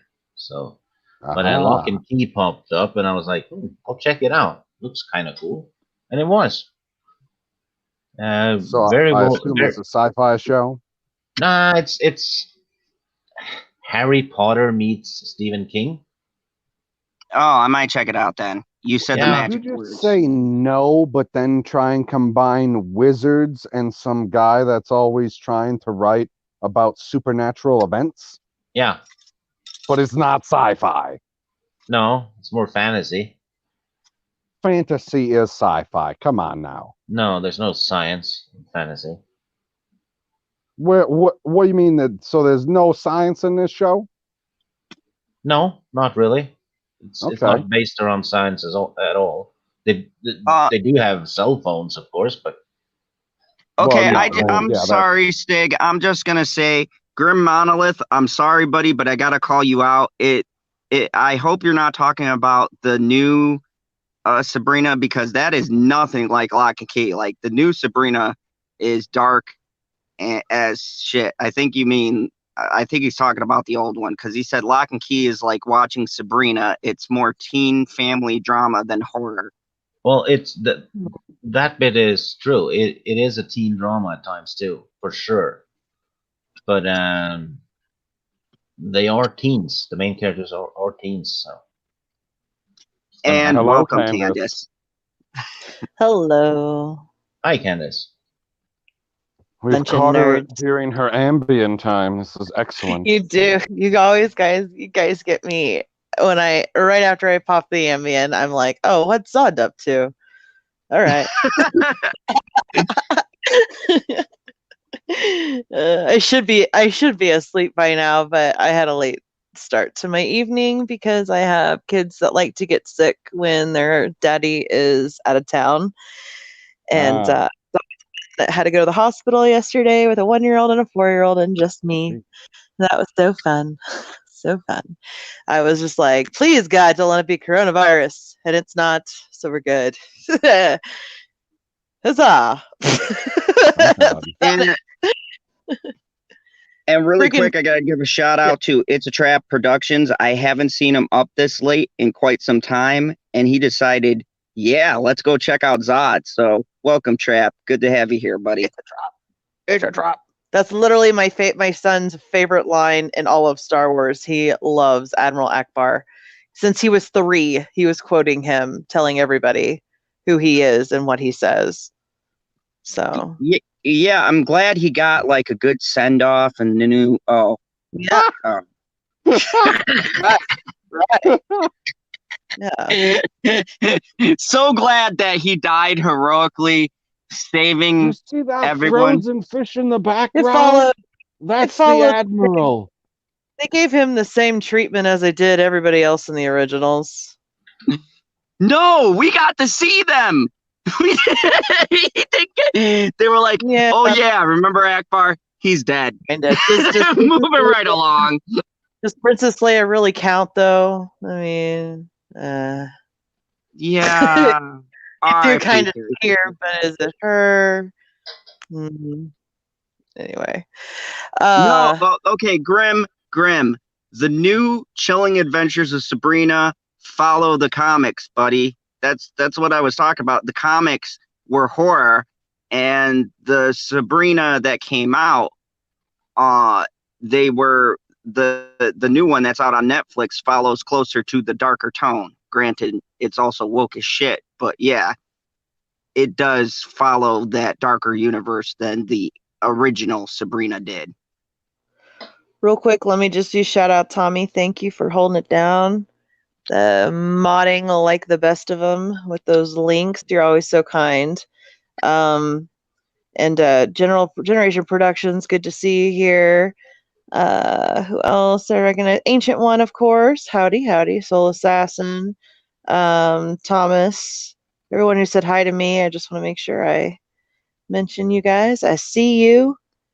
Y'all are awesome. You always have good people in your chat. She doesn't have most- quadruple vision yet. Most of the time. Oh, it's coming. It's coming. I hope it comes. I want it to come. That's how you know the dreams will be good. That sounded really bad. I mean, that's a matter of perspective. I would lean towards sounded good. yeah. I'll just leave it at that. I'll tell you, those dreams aren't going to have Brad Pitt in it anymore. Because, God, just be quiet and look cute and just, so sad. So- Now, Candace, I wanted to highlight something. Everyone jumped to Brad Pitt, but let's talk about the winner of Truly Horrible Speech last night. And the award goes to, drumroll please, I'm not giving you a drum roll. Joaquin works. Phoenix. That speech was so fucking terrible. Did you decipher the code? Because for the life of me, that man was talking like in an alien language. I have no fucking clue It's what Joaquin. he was going for. You saw his speeches on the, what was the other one recently? The other show, not the Oscars, but the one before it. That The Bantha. he both. You saw how okay. what he would say. He did a little bit of the same thing there too.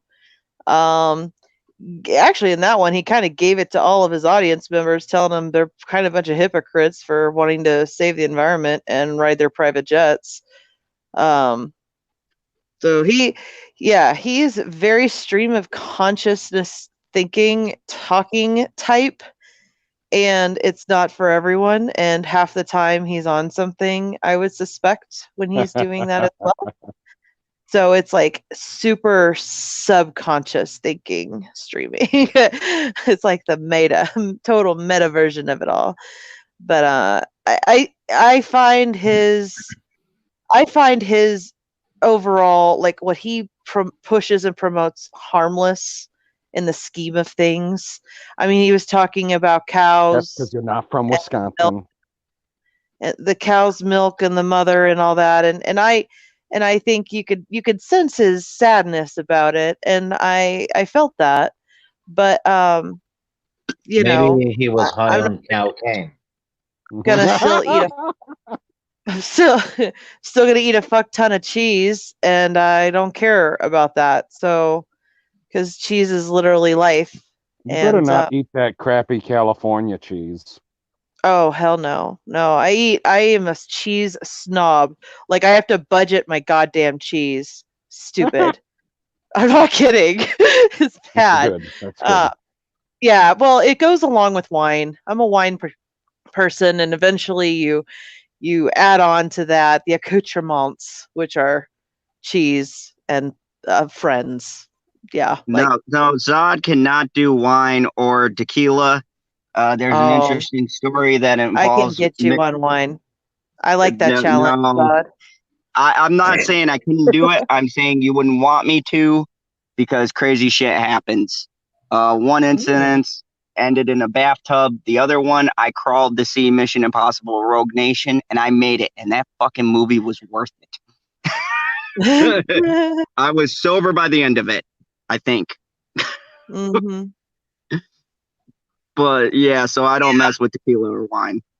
I'm like that with the whiskey. I love the smell of whiskey, but that shit'll make me so sick.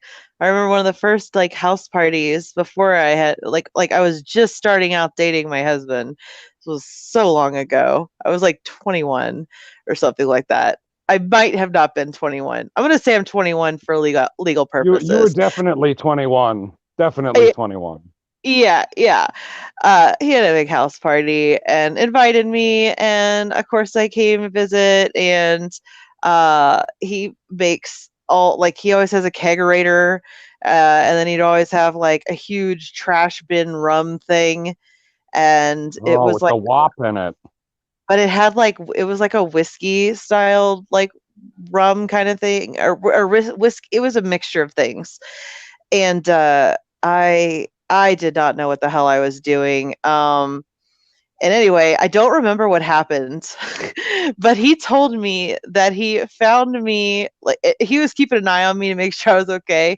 This guy, I've known him forever. By the way, I knew him like growing up in school and stuff before we started dating.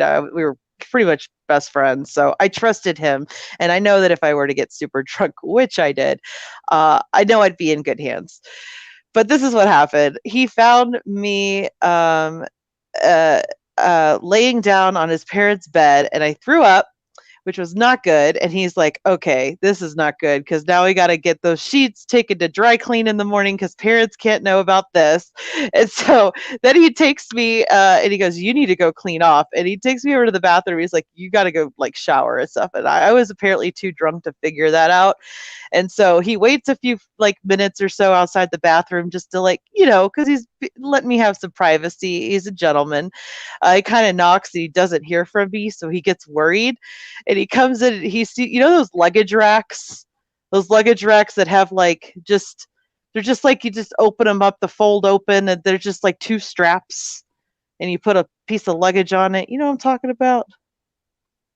You'll know what I'm talking about. God damn it. A luggage rack. It's a very, very uncomfortable thing to sit on, which is apparently what I was doing, but naked.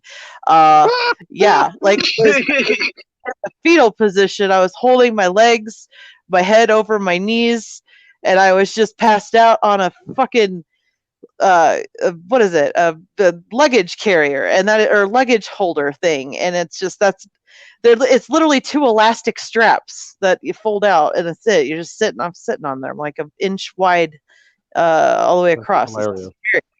Anyway, so he was like, "Yeah, you've got to go get a shower." And so, yeah, he was really. I felt so bad for him, and I was so embarrassed. Not at the time because I had no clue what was going on, but like the next morning when I woke up, I was like, "Oh my god, what did I do?"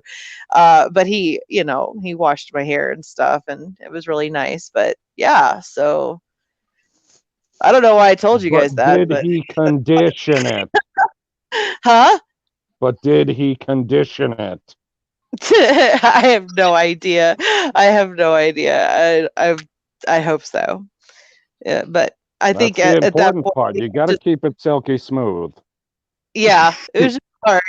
Keeping me upright, I think, while washing my hair was a problem. I think I just kept passing out, wanting to sit in the bottom of the shower, and that made it really hard. So it's just like it was unfortunate. And then so as soon as I got all dressed up or whatever, he put pajamas on me, threw me in the clean bed, and I stayed there while he partied with the rest of his friends. So, he's like, she's done for the night.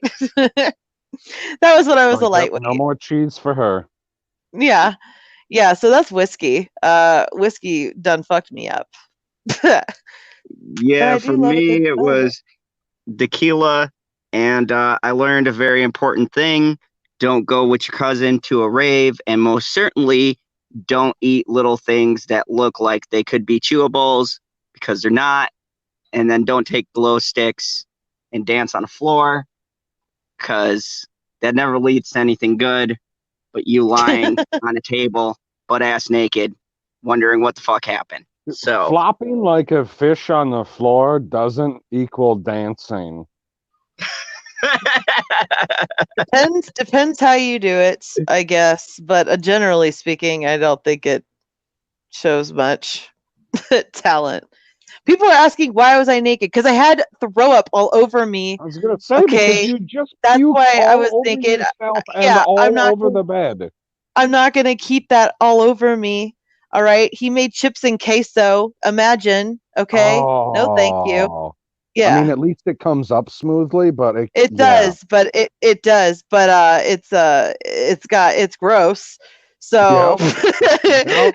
oh my god, with whiskey, oh yeah, that yeah, would it was not be a Oh. pleasant horrible. experience. And he had one of his good guy friends that I speak with to this day still. He was so nice. He goes, my husband at the time, my boyfriend, I guess. I don't even know if he was my boyfriend or just like good friend. And then after that night, he's like, "Yeah, you need to have a boyfriend or something." I don't know, but he told his best friend, he's like, "Can you handle this for me?" And he had the trash bag filled with all of his parents' nice comforter, and he was like, "Can you just I'll pay you whatever. Can you just take it to what first dry cleaner you see that opens up in the morning?" And he did that for him. Like his buddies were so nice. They're really nice. What a mess. I was so embarrassed. Oh god. I'm Now, so happy if I'm the not that old anymore. Oscars clip this with celebrities, that'd be a fuck of an entertaining show. That's what the Oscar needs. You know what they need to do? They need to do like a highlight reel of Brad Pitt drunk as shit with like 5 women on his arm. Yeah, without Butt ass talking. naked dancing on a table. Your fucking Yeah. viewership would skyrocket. That'd be the highest viewed Oscars in That's the Oscar situation history. he just removed himself from. He get drunk as shit. He's like, I can't deal with these 5 kids on my arm. Bye. God. Imagine like him with Angelina Jolie, and then I see their kids, and the oldest of their None three of them match, but they're looked diverse. well, the oldest Shiloh is like born a girl, but they're allowing her to transition to a boy. And if you Sounds have about seen if you've seen the picture of Shiloh, she looks exactly like her dad. It's weird. Way more than the twins. The boy twin does. Knox Leon, I think, is the boy. But yeah. Well, I couldn't live in a home either when I wouldn't know when my wife's going to bring home another kid. Yeah. Yeah, Be man. like, It we was- got 15 bedrooms, we got space for one. I'd be Why like, not? yeah, but I don't have space in my heart. Yeah. Yeah. Well, Like, that's what nannies are for. Okay. but Candace also too, and me and Perp talked about this earlier, and PV. But what do you think of the strongest? I'm gonna call it the strongest female statement ever from the person and the foremost authority to make this statement. Natalie Portman was so brave when she wore that dress. Oh yeah. Yeah. Of Yeah. all of the poor female directors that were highlighted, they weren't shown in the Oscars. They were so great that I knew none of them. I like how when she did it, she was acting like super stealth mode. Like, here, you got this. You gotta let's do this. Like, look at these watches. Like, got these watches. Time to check it out. And it's just these little tiny names that unless you come up close to her where she can mention it, that's where you see it. Now, I that's a tasteful way to do it. I mean, if she were to just plaster the names on the cape on the back and make it look ludicrous, I think the pros and cons of that, the pro would be everyone could see it and it wouldn't just be this hush hush thing that she'd have to explain. It speaks for itself, and there's power to that, I think. But then also it would look ridiculous. So she had to make a decision, and looks always prevail in Hollywood. But the real gripe here is that she have a production company, and I believe Yes. that and you know where I'm going with this, I suppose. Yes. I think we Miss might. This Miss Big production company that she has, and let's look at the roster. Oh, I don't see any female wait. directors with How many projects coming vaginas? out. How many vaginas does she own? Hmm. What up, I'll Lethal? wait. The DC brother I never had. Ahsoka is Lethal. a Mary Sue. Hello, everybody. Hello. So, Hello. Lethal, do you watch our ridiculous award ceremonies? Do the porn ones count? Yeah. No, I know we both watch those. I watch the Woodies every year. At least they're actually entertaining. I'm always thrilled for the nominations, and I'm always happy with the selections. Yeah, you know, they actually have. Isn't it funny? They actually have more credibility Yeah. than like And everyone else. diversity is a whole different kind of thing there. Yeah, they So, literally have a section for that. yeah. It's like, this is where diversity goes. Everyone else can just deal with it. And they have better Okay, let me just highlight, because we were talking about the performers they had for the Emmys, which Snore, Fall Asleep, Bore. And then Yeah. you look at and then you look at the porn productions versions of their Emmys, and they got fucking Machine Gun Kelly. Yeah. and then you I'll go to take the that Oscars. I'll take that over Frozen in 6 languages of the world any day. Ah, that, Fuck I care. didn't want to hear it in one fucking language. I didn't want to hear I it in hate that America. song. I hate that song so much. I had to buy my son's cousin, my niece, I guess. She's like 3, and loves Frozen, and wants all the Frozen animated dolls and all this, and every single one of those motherfucking dolls does that song now. That's so annoying. That that's like over and over again. It's just like this. It does this like shrill scream that totally sounds like it's way too sharp, and I just want to hang myself, literally every time I hear it, because I just can't handle it. I can't hang, so I want to hang, because that's just how I hang. It's just I awful. love Frozen. I think Frozen, both of them are like some of the best Disney movie in years. Oh, like fuck the off. first one. I love So then Frozen. you support when they remake Frozen into live action? I'd probably see that. Oh, What if they have Brie part of Larson the and Lee? problem. Then I'd probably, have an erection while watching it. That's what I was gonna say. Like, he'd be the one in there. He'd be like, "Nope, I'm buying all the seats for this Do you theater. wanna- You people leave me alone."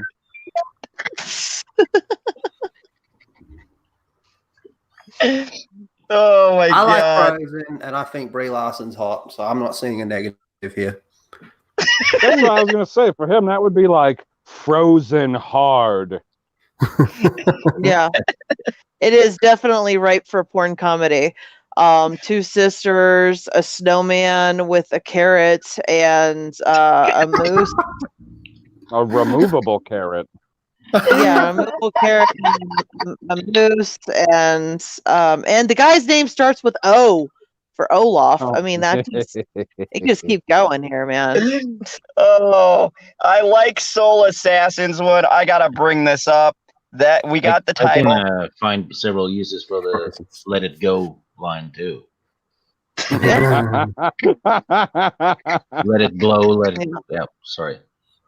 By the way, really quick, if you guys are new to the channel and I haven't scared you off, welcome. If you like this, hit and smash that like button, and go ahead and subscribe, because you get more wacky shit like this on this channel. I guarantee you no one else is talking about Frozen as a porn right now. Just go ahead and look. There's no one talking about it. Or Frozen stiffy porn comedies. No one on YouTube is covering this. That's what we cover No. here in the Phantom Zone. It's unique content to General Zod, the future villain ruler of Earth. That's right. Amen.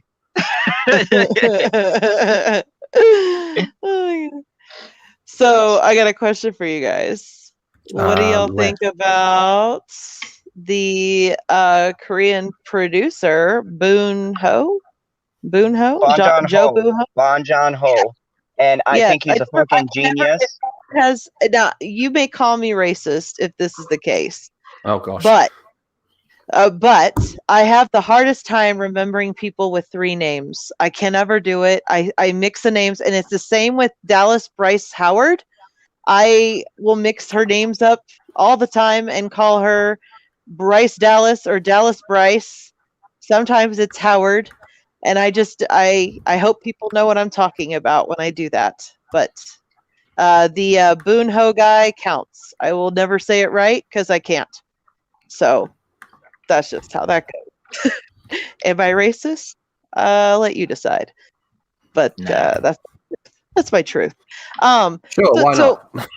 I was really excited. I'd never seen Parasite. I didn't really think much about the movie, but I follow Snowpiercer because I loved that movie, and he, although did great with the movie, is following through to the TNT TV show remake of it. Well, not remake, continuation of it with much of the same cast and crew that did the movie in the first place.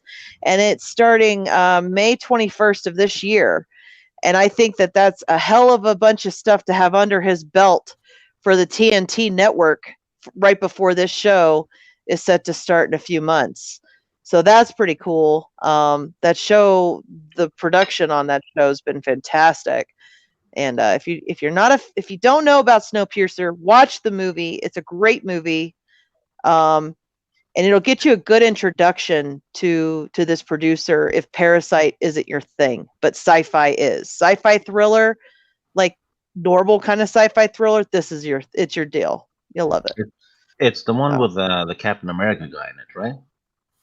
Yes, Chris Evans is in that. Yeah. That one was really good. Very underrated movie. Yeah, I agree. It's highly you got- underrated. the world is essentially frozen over, and the only thing that's really going right now is this huge train that's carrying the majority of human life at this point. And you have all of the elitists in the front, and you have all of the people, the peons in the back. And at some point, some of the people in the back decide to revolt, and it's interesting class warfare kind of thing. They do a great job of building the world and environment within the train, covers everything from like how they're eating and sustaining themselves, and it's very it's how they discipline people. It's so gross. They stick parts of people's bodies out the porthole of the train for like a certain amount of time because then they know it'll freeze off. It's pretty gnarly, but yeah, it covers all my bases for good sci-fi. So I was thrilled to see him win. My only beef though is that I do feel, and I loved Life is Beautiful too, which was one of the big ones that also won Best Movie. Like 15 years ago, by Rodrigo Fellini or something like that. Anyway, he was great, but I don't know how I feel about a foreign film picking up so many. There's also foreign film awards that we have, and they have awards shows too for Korean films over there as well. So I'm just curious where the distinctions lie moving forward with movies made internationally, how they're going to be competing with domestic film for these award shows. What say y'all?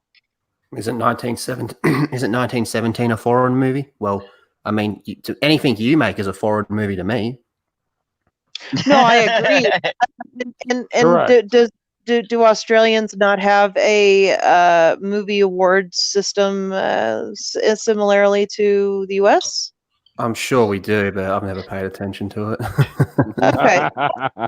That's my point. I figured at some point we do have a category for foreign film awards.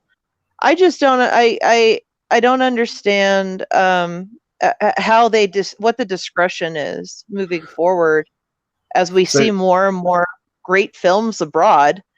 Isn't that good though? Doesn't that mean that like potentially the best movie could be a foreign movie? Like I've said this for years. Like how come an animated movie can't be considered the best movie of the year just because it's animated?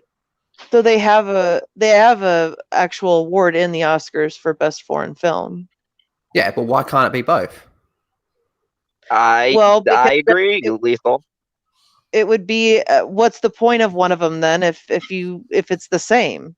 Well, because you've got what you consider to be a foreign film, and then you've got what you consider to be the best film overall. Why can't it be both? So foreign films have the opportunity to win 2 Best Movie awards, whereas domestic would only have the opportunity to win 1 at a domestic award show? That doesn't make sense to me. Makes perfect sense to me, because what if it is generally the best movie? What if everyone's sitting down going, dude, this movie from Japan is amazing? I Lethal, agree. The problem comes in that there isn't a category for American films only the way there is a category for foreign films only. Right. So they can take home more Oscars just because of that reason alone. That's my curiosity. And being at a domestic award show, I just figured there would be some kind of discretion given to domestic main movies, because originally that's what it was. Then they started adding in foreign film ones, which are great. I love the idea of incorporating foreign film awards.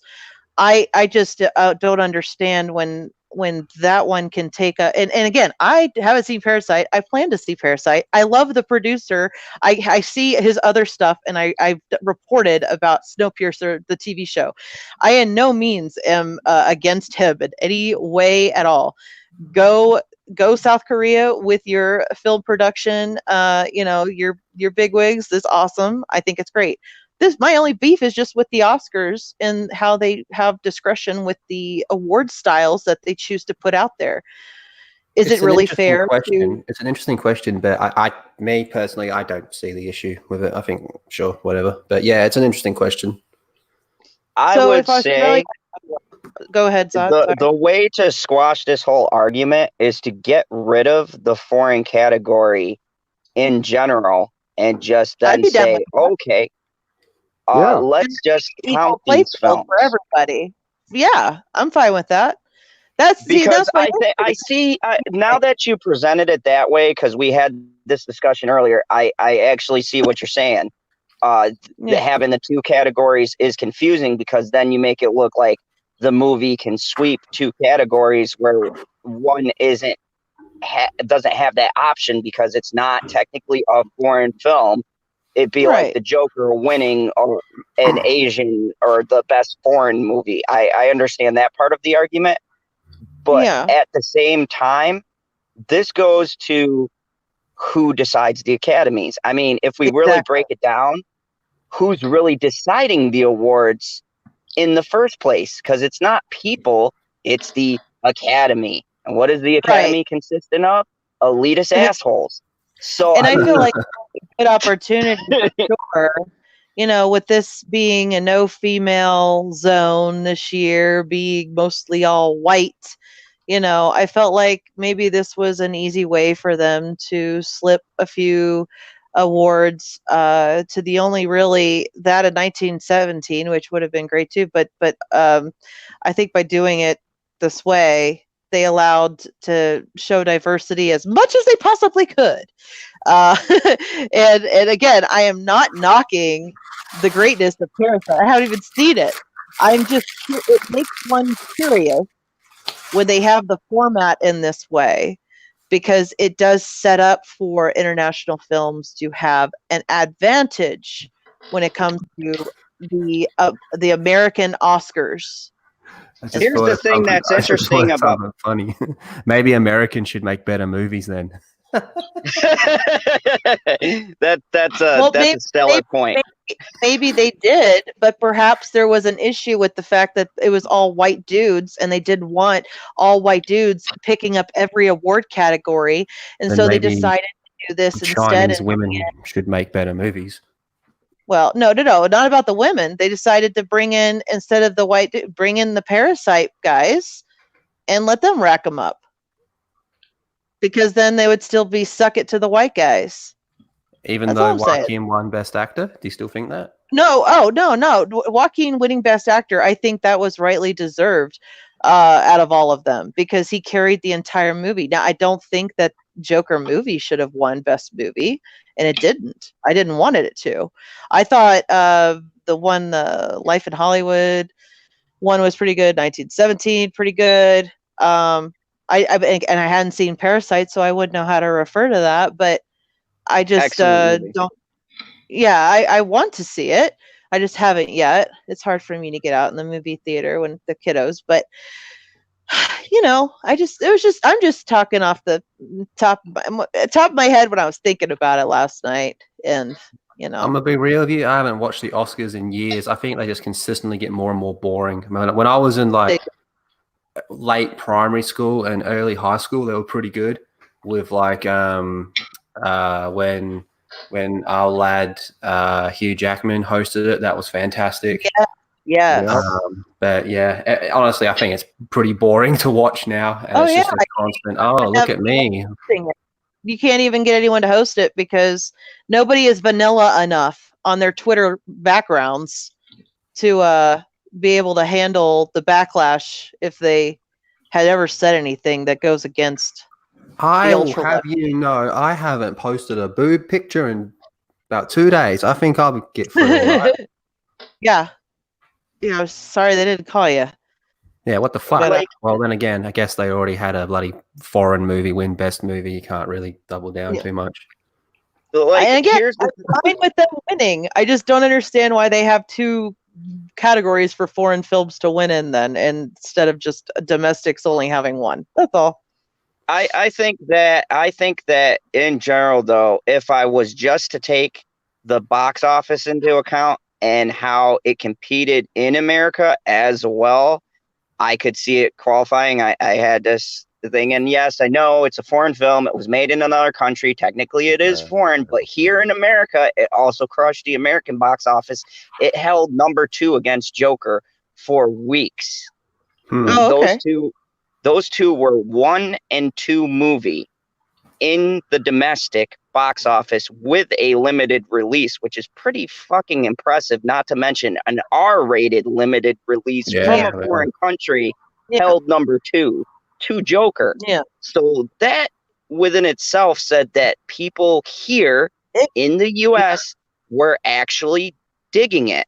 So if we're going by that, they're actually taking people's perspective into account when they're doing popularity, then it was popular here in the States, even though it was. So what would have been sad? What would have been kind of cool to see, though, is like if that's the case, then maybe that one should be the one that won everything, but then maybe 1917 should have been the one that got the foreign film or something like that. I just don't understand. With 1917. I'm sorry. I don't understand how they did one or the other. No, I mean, they cheated with that. 1917 was on a limited release before the Oscar cutoff. And I've said this, but technically that film only made it because it got so much buzz. It had a limited release and technically shouldn't have been even in contention this year because it technically released, last year, it technically released worldwide in 2020. So they kind of really just snuck that one in from a very technical standpoint. When they were doing the closeouts, it was on a limited release to test it. So I don't even know how that got in, honestly. And I liked the movie. I thought it was brilliant. But see, I mean, there's a lot of stuff they did this year that just didn't make sense and sounded like they shoehorned in a lot of different things. Because, first it was the hashtag no black directors. Now it's hashtag no female directors. What are they going to learn? Stop trying to make these groups happy. Just nominate who the fuck deserves it. I've got two things. One, Lord of the Rings: Return of the King. That is a New Zealand movie, and didn't that win everything when it came out? Yeah, Yes. 13 Oscars. Yeah, so that just dominated, right? So okay. Did we have a foreign film? Did we have a foreign film one as well at that time? I couldn't No. tell you. I would have been like 8 years See, I old. think that was a recent ad, and that's the difference. You know what I mean? It was Like you made- got. I think you can Sorry. an international film can take it all. That's fine, but then to have what if you know that international film is going to take it all, then sort of having an international film award is a gimme at that point. You know what I mean? Like, what's the point of it? Well, I that think movie, it's the for whole the Oscars other was a gimme. international. I think it's for the other less known international films to kind of have a platform. I can kind of see that, like the ones maybe people haven't heard of but are doing great in their respective demographic. So then, Like okay, indie then.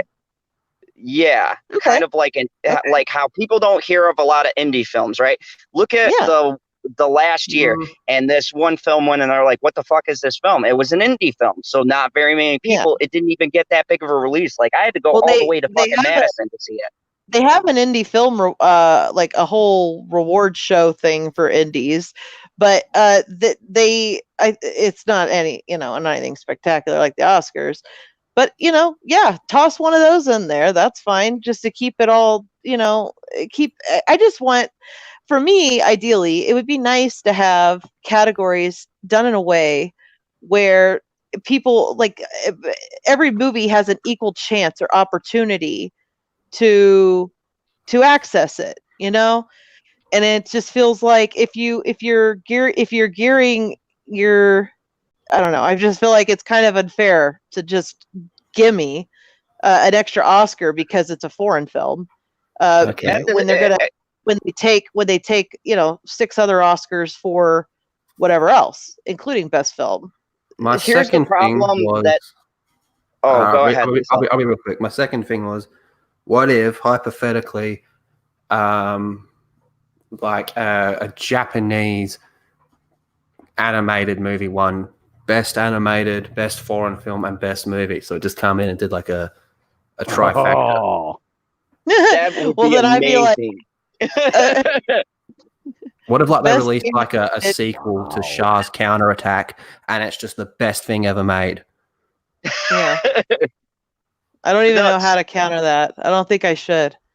It I sounds think, pretty interesting. The Lord of the Rings movies didn't count as foreign movies though, because they were produced by an American company. Ah, okay. See, that's Line. bullshit. I mean, like, Yeah, they were filmed in Zealand, New Zealand, but New Zealand they were, director.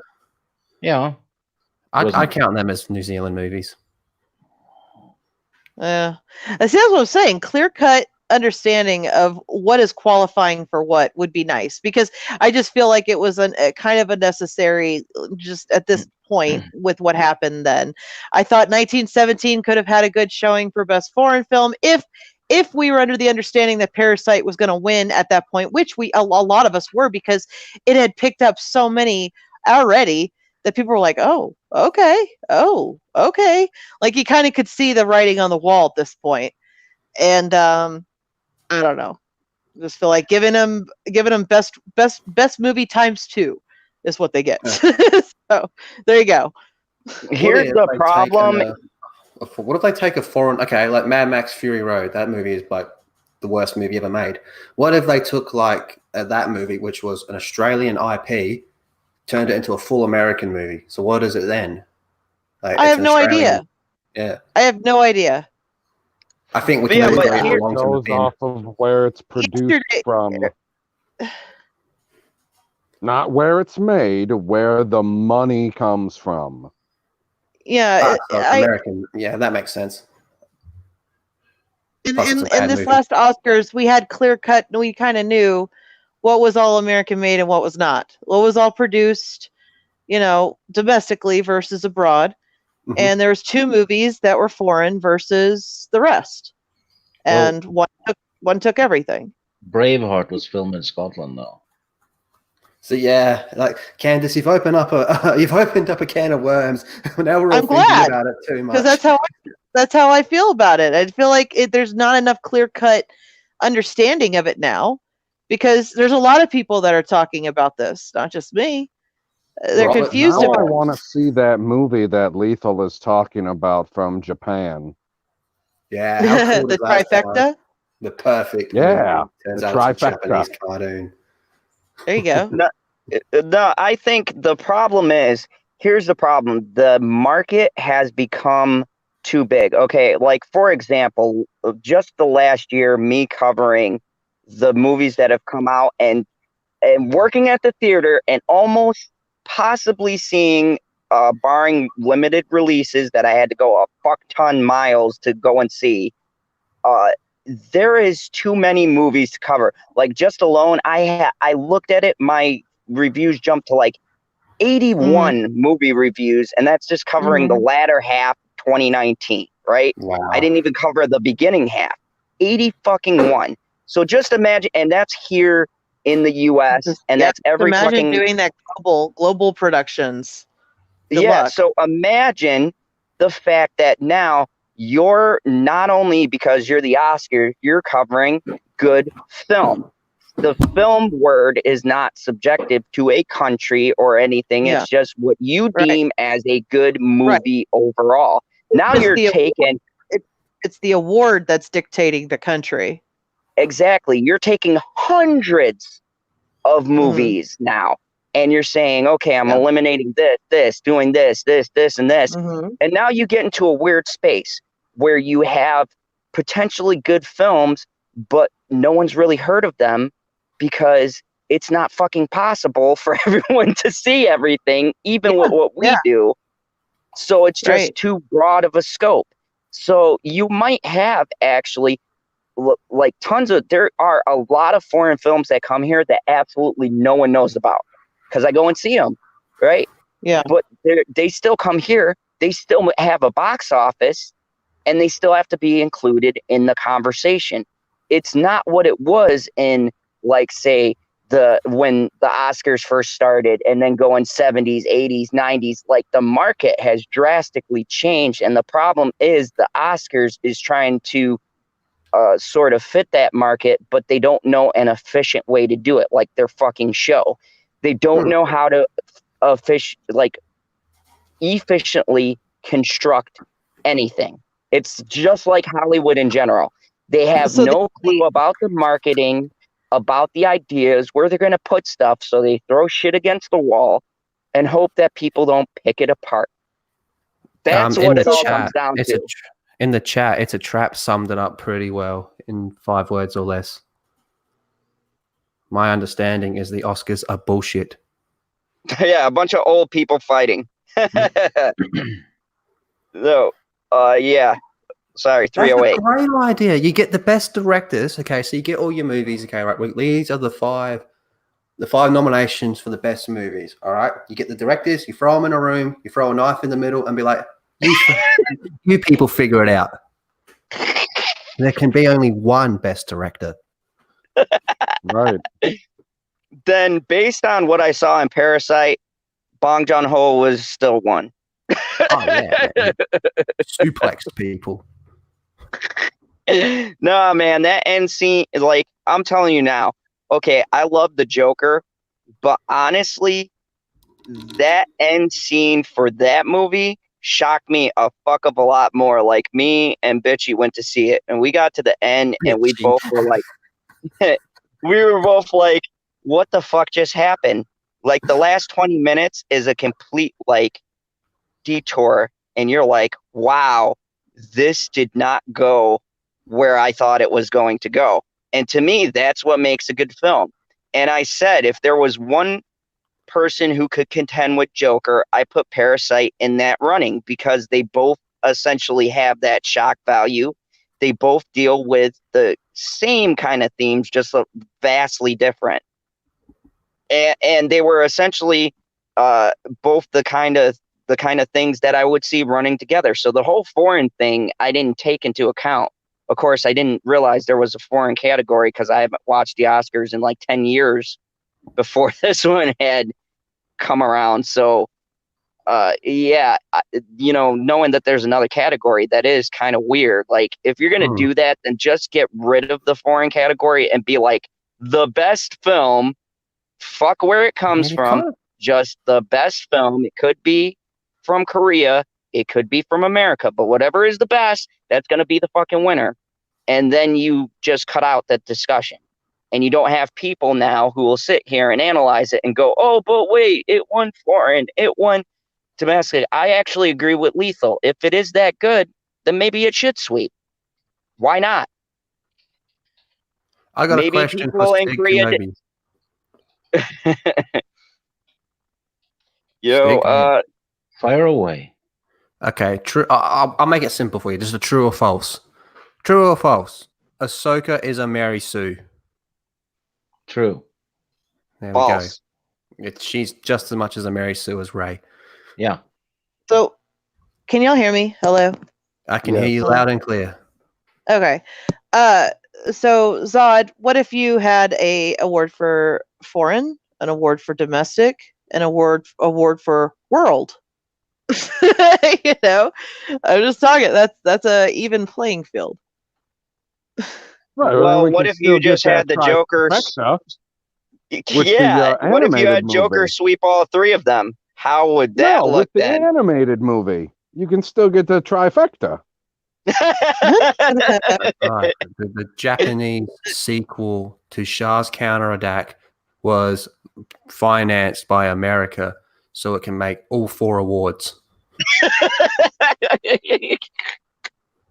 There you go. Oh, It found How a about we loophole. watch Shah's Counterattack? I'm going to bring up Shah's Counterattack.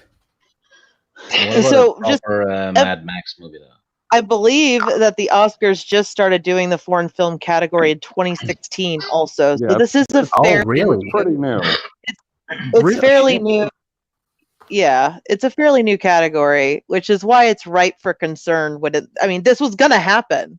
Everyone knew it was gonna happen because you have hella good foreign films.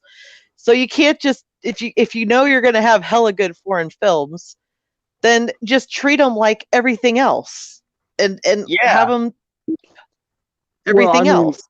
I agree with the point that Lethal made before with the animated movie. How is it that the best animated movie, it won the award for best animated movie, but it doesn't even get nominated for film of the year? Because their criteria sucks when it comes to including anything animated. Right. Yeah, Right. that was why they couldn't nominate Andy Serkis for Best Supporting Role for Gollum, because Gollum is Yeah. animated. Yes, Yep. but you know what? He might have another chance now that he's going to be a real person in the upcoming Batman film. So maybe he'll have something supporting a him. real person. boy. He's Yeah. gonna be a real boy. He's not gonna be Batman. I really loved him as Gollum. I thought him as Gollum was I like did too. fantastic. Every time Yeah. he was on screen, he was great. It was award winning. Yeah, 10 out of 10. Yeah, I agree. Like, it's this, what it comes down to is their attitudes have always been snobbish. It's just like the attitude that because it's animated, it can't be great. I've seen so many fucking Japanese animation that is just way better than shit I see live action. And I'm like, why the fuck is this not getting any recognition? Like, when I was a kid and I did a review on this. Avatar. No, Akira Well, and changed Avatar. my life. Yeah, well, Akira's great too. I'm just saying, when you mentioned it too, Avatar, fantastic anime, horrible, life, movie. I still love you, Even M. Night. I just want you to know, M. Night, you're still my boy. Just stick with regular movies, man. But even more like normie stuff, like Toy Story. I mean, come on, that's pretty freaking good. Yeah, Yeah. you had Tom Hanks in there.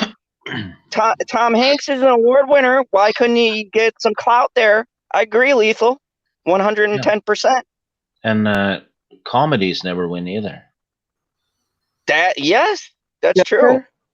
I can't even remember when a comedy was nominated. It was Forrest years Gump. ago. Yeah, they what was it? The one with the The Hangover. Birdcage. The No, the Hangover Birdcage, was? I think, was nominated too with Robin Williams and Greg Kinnear.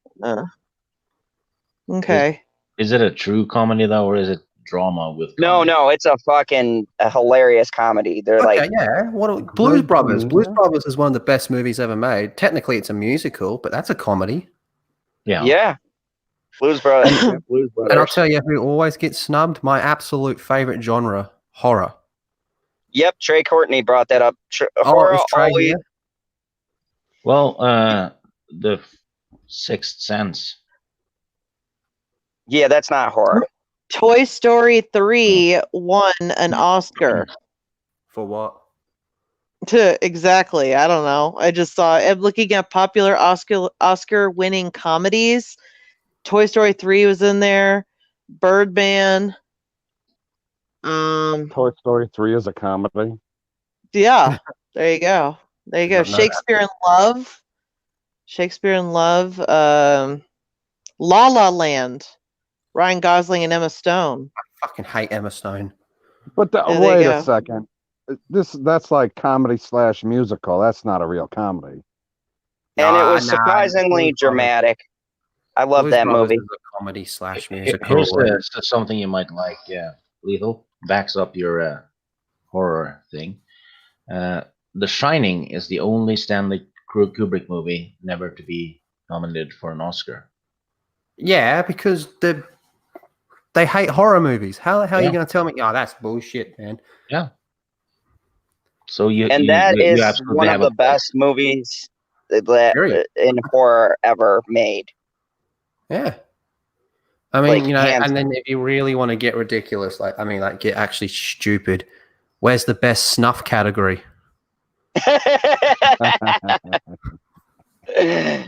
Imagine that's that. after the Oscars. That's the after party when they start those nominations. Oh god, could you imagine that crowd? The best Me Too movement statement of the night. The best. And the audience was dead silent. Well, you know, No, why don't they just do like, okay, who had the, you know, which girl was wearing the best dress award? See, that's what I'm watching for. That's the award that I give out.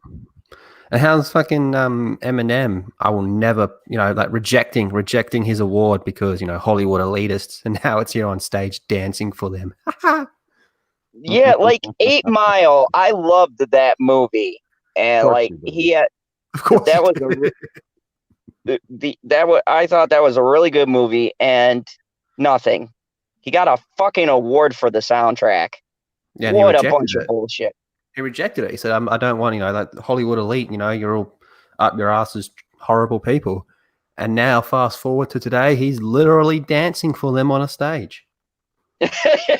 Oh, Would you man. like to perform for our Hollywood elite?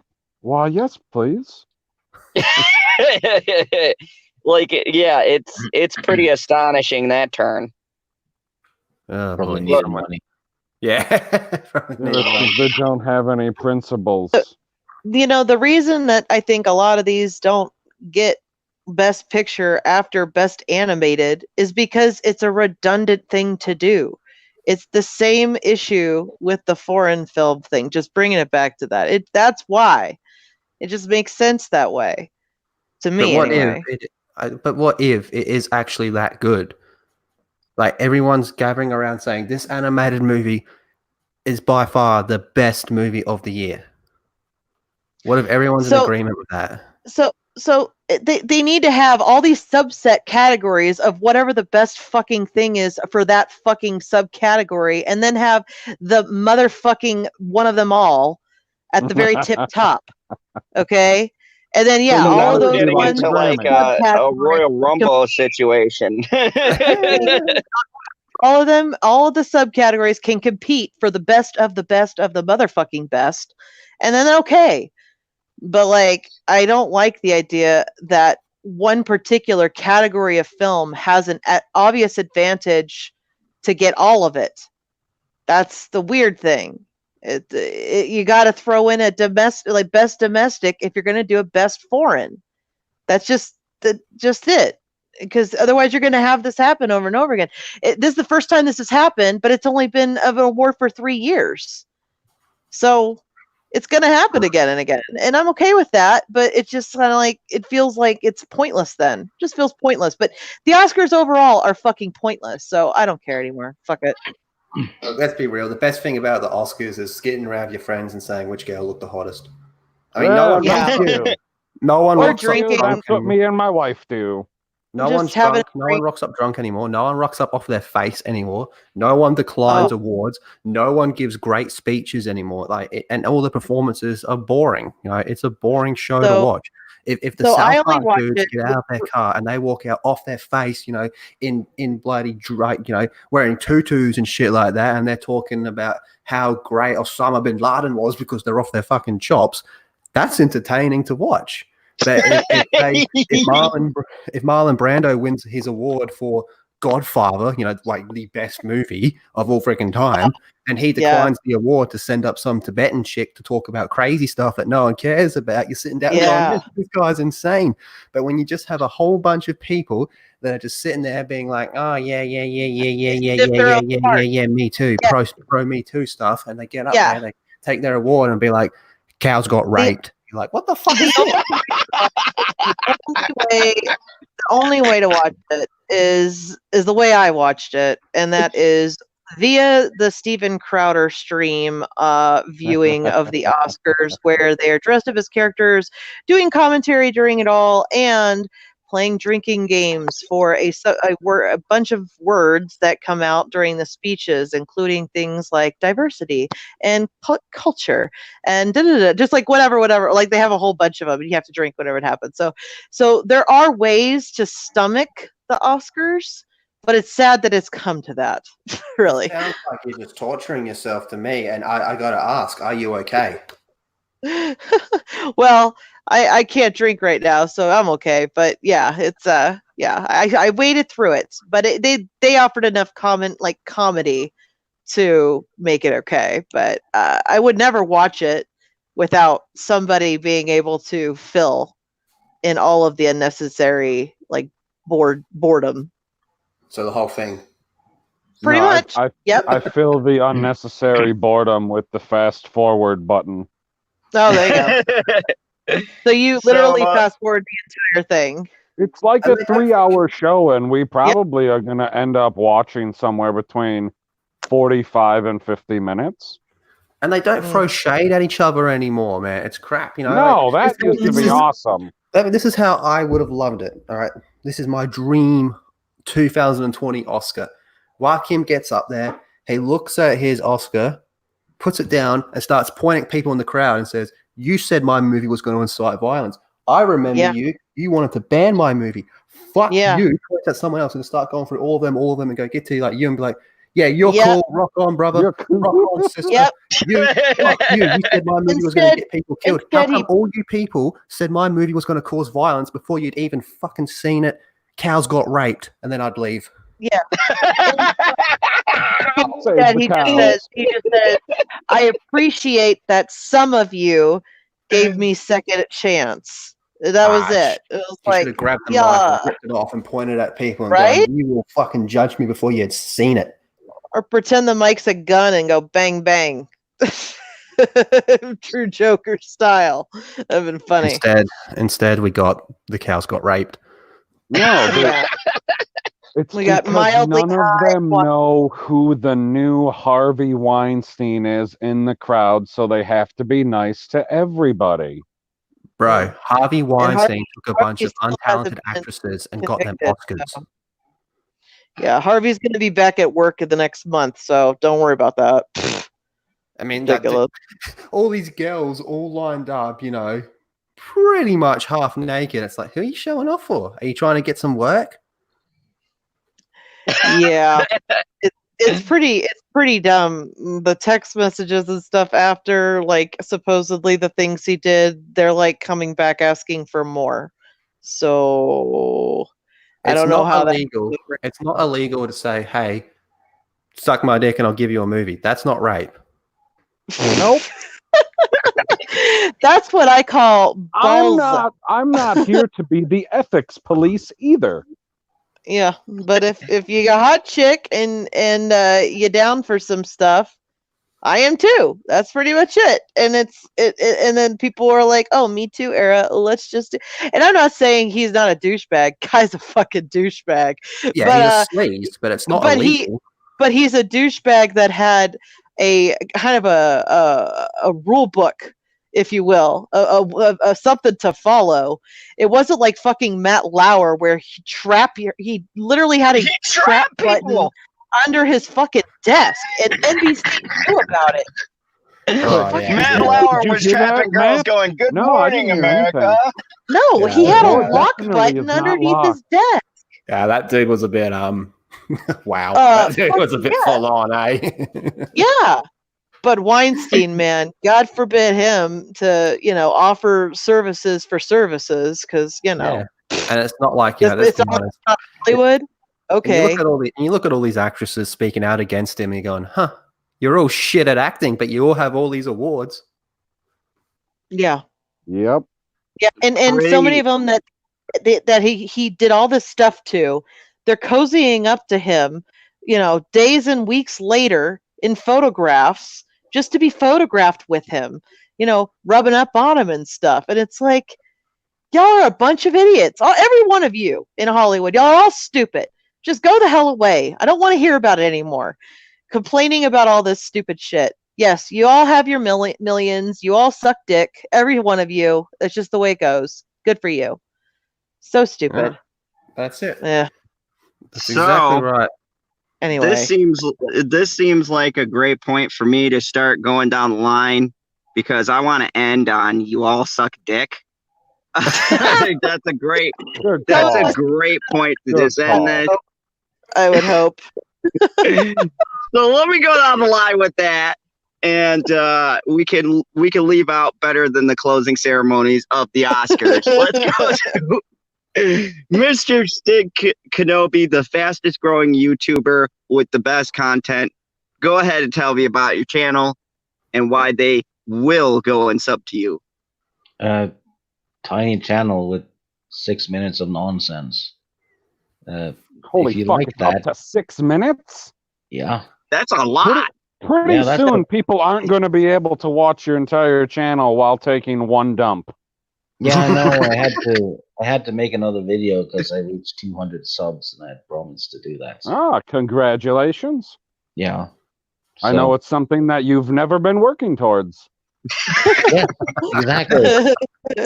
I've actively been telling people not to sub. So if anyone tells you YouTube is difficult, don't believe them.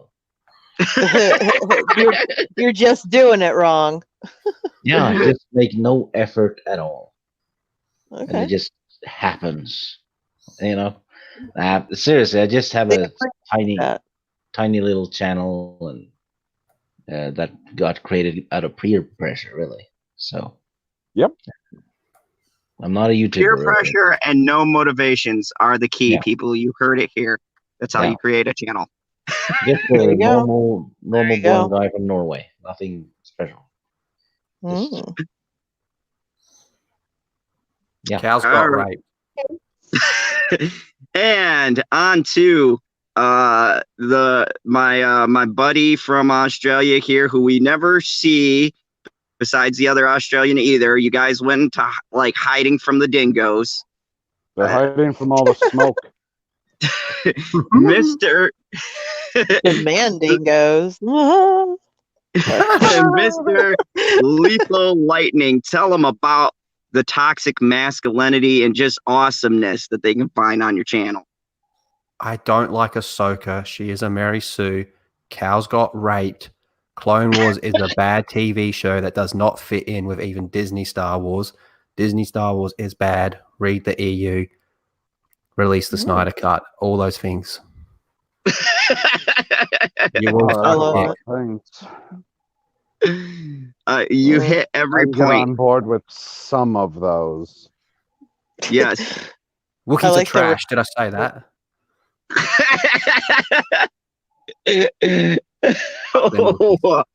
How you really feel.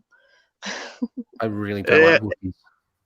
And of course, because Oh Zod. shit! Sorry. One more thing. Did you know that Ewoks are the cause of the coronavirus? Oh yeah.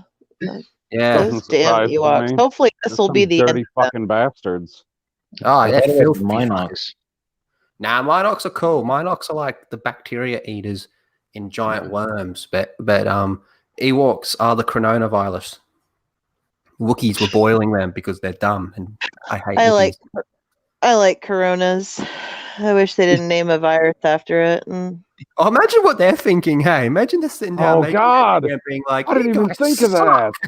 Do you want to go down Like and buy they some came out with Coronas? the virus name, and the one guy walked into the office that morning and he said, "Guys, we're fucked." Then the other guy would have been like, "Yeah, we know the cows got raped." And of course, because Zod has to check the diversity boxes. Geeky, tell them about your channel. I thought I was. I'm so fucking diverse, you guys. Look at me. Yeah, so I have a channel, but I'm on everyone else's channels, but I have a channel, and one day I'll be on my channel again soon. I play games, I talk about shit, and yeah, I like chatting with people about stuff. So you know what, Candace? We actually don't do a whole lot of stuff, but if you title a stream "The Cows Got Raped," I will drop whatever I'm doing to be there. what do you want me to do? You want me to title it "The Cows Got Raped"? Yes. And the thumbnail has to be a picture of Joaquin. I'm pretty sure you cancel me though, so that's a high stakes there. If they do, if they do that, we'll call them cow rapers. Why would they cancel you? Cow rapers. Yes, I like the idea. I'll dwell on it a bit and let you know. Excellent. That's all I ask. All right, you got it. So yeah, that's me. Awesome. Coming soon, the Cows Got Raped stream with special guest Lethal. There you go. I started the promo. You're halfway done. Right. Okay. Can't wait to find out what it's going to be all about. You know, in that shed over there, they're doing butt stuff to those cows. Oh, Jesus. You have to do the butt stuff to the cows or else you won't be able to rape them properly. You're just trying to plug up all the carbon. I'm just speaking to his analogy properly.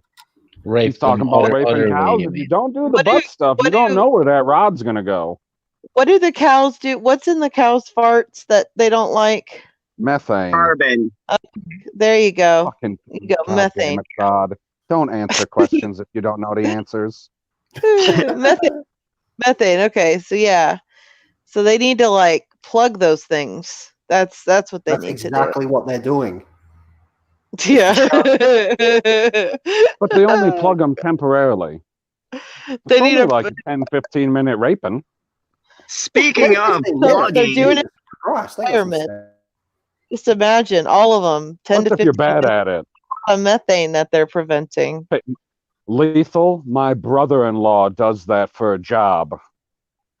What? He artificially inseminates cows. Oh, damn. Oh, yeah. Don't tell Joaquin. So when he did that speech, I was like, yeah, you can go right ahead and fuck off, Arthur Curry. And you can get right what you fucking deserve. Mega Jetty says, oh, darn, did I just arrive at the end?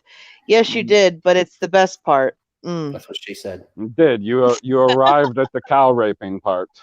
Yeah. Pretty much. And of course, speaking of plugging, PB, go ahead and plug your amazing channel, the co-host, the person who keeps the cows safe here in Wisconsin. I didn't realize that I had an amazing channel. Thank you very much. You can find my channel at my name, Pop Culture PB. And upcoming, I don't know the next video that I'm going to be releasing, but I'm working on a series called MCU March Madness. So check out my Ooh. Twitter and vote in the poll for whichever movie you think is best of the two that are in the matchup right now, which I think are Doctor Strange and Captain America, the First Avenger. We're working our way through the poll, and eventually there will be a winner for who we think is what we think is the best of all of the MCU movies. Ooh, That sounds fun. nice. Save the cows, eat more cheese. Ahsoka is not a Mary Sue. Ahsoka is totally a Mary Sue. Imagine thinking We're she's gonna not. have a stream about that a different time because you'll have to explain that to me. We don't got time for it just now. Watch the Clone Wars, you'll see it. I've watched I every stand with episode. Lethal. Didn't she have training in the Clone Wars? Yep. Yeah, only Padawan training. Oh. Okay, well, on this diversive note, Yeah, General Zod, why don't you tell the wonderful people in the chat about your fantastic channel and all of the wonderful movie reviews that you do? And that you Yes, love to add everybody. the letter R in things unnecessarily. was all right, my channel. Here's we a go. fandom group. We got some great things coming. Is surprisingly my last review is doing really well. On the final episode of Power for this season, I said some statements and got a lot of feedback. So if you want to hear what I have to say, that caused me to get a lot of comments back, go and check that video out. Also, I'll be putting out a video for my review on the brilliant series Altered Carbon and my teaser reaction, because it was a teaser, it's not a fucking trailer, for Altered Carbon season 2, which they announced that Anthony Mackie would be the lead. So super excited to see where this season goes. It's going to pick up the threads from the first season. Nice. Oh, thank goodness. I'm really excited about it, and I'm going to give a breakdown of what my predictions are going to be and what I would like to see them go forward. I think it's a brilliant show. I was ballsy enough to put it up there with Blade Runner, and I stand by that. It's When's the estimated release, like, for the first episode? they're gonna release all 8 episodes sometime 2020. They haven't given a specific time. So the last time it released, it was around like March or April. So I'm guessing it'll be in that time frame. So so soon. Okay, great. Oh man, that and Snowpiercer. Snowpiercer's gonna be May 21st, you guys. So TNT. This is like the year for sci-fi. I'm really like fucking excited. Yeah. And I'm gonna be covering it here on the channel. Yeah, Expanse, Mandalorian. You got the Dune movie. What? Dune, the movie. Oh yeah, Dune. Yes. So I'm predicting that sci-fi is going to definitely take this year. I'm super excited about it. And also later today, I will be speaking to Miss Mayhem for a Fandom Talks. Okay. Sweet. So, tell her I said hello. I love Mary. Yeah, it was scheduled last December. Oh. Funny, PB, funny. Fucking I'll hilarious. believe it when I see it.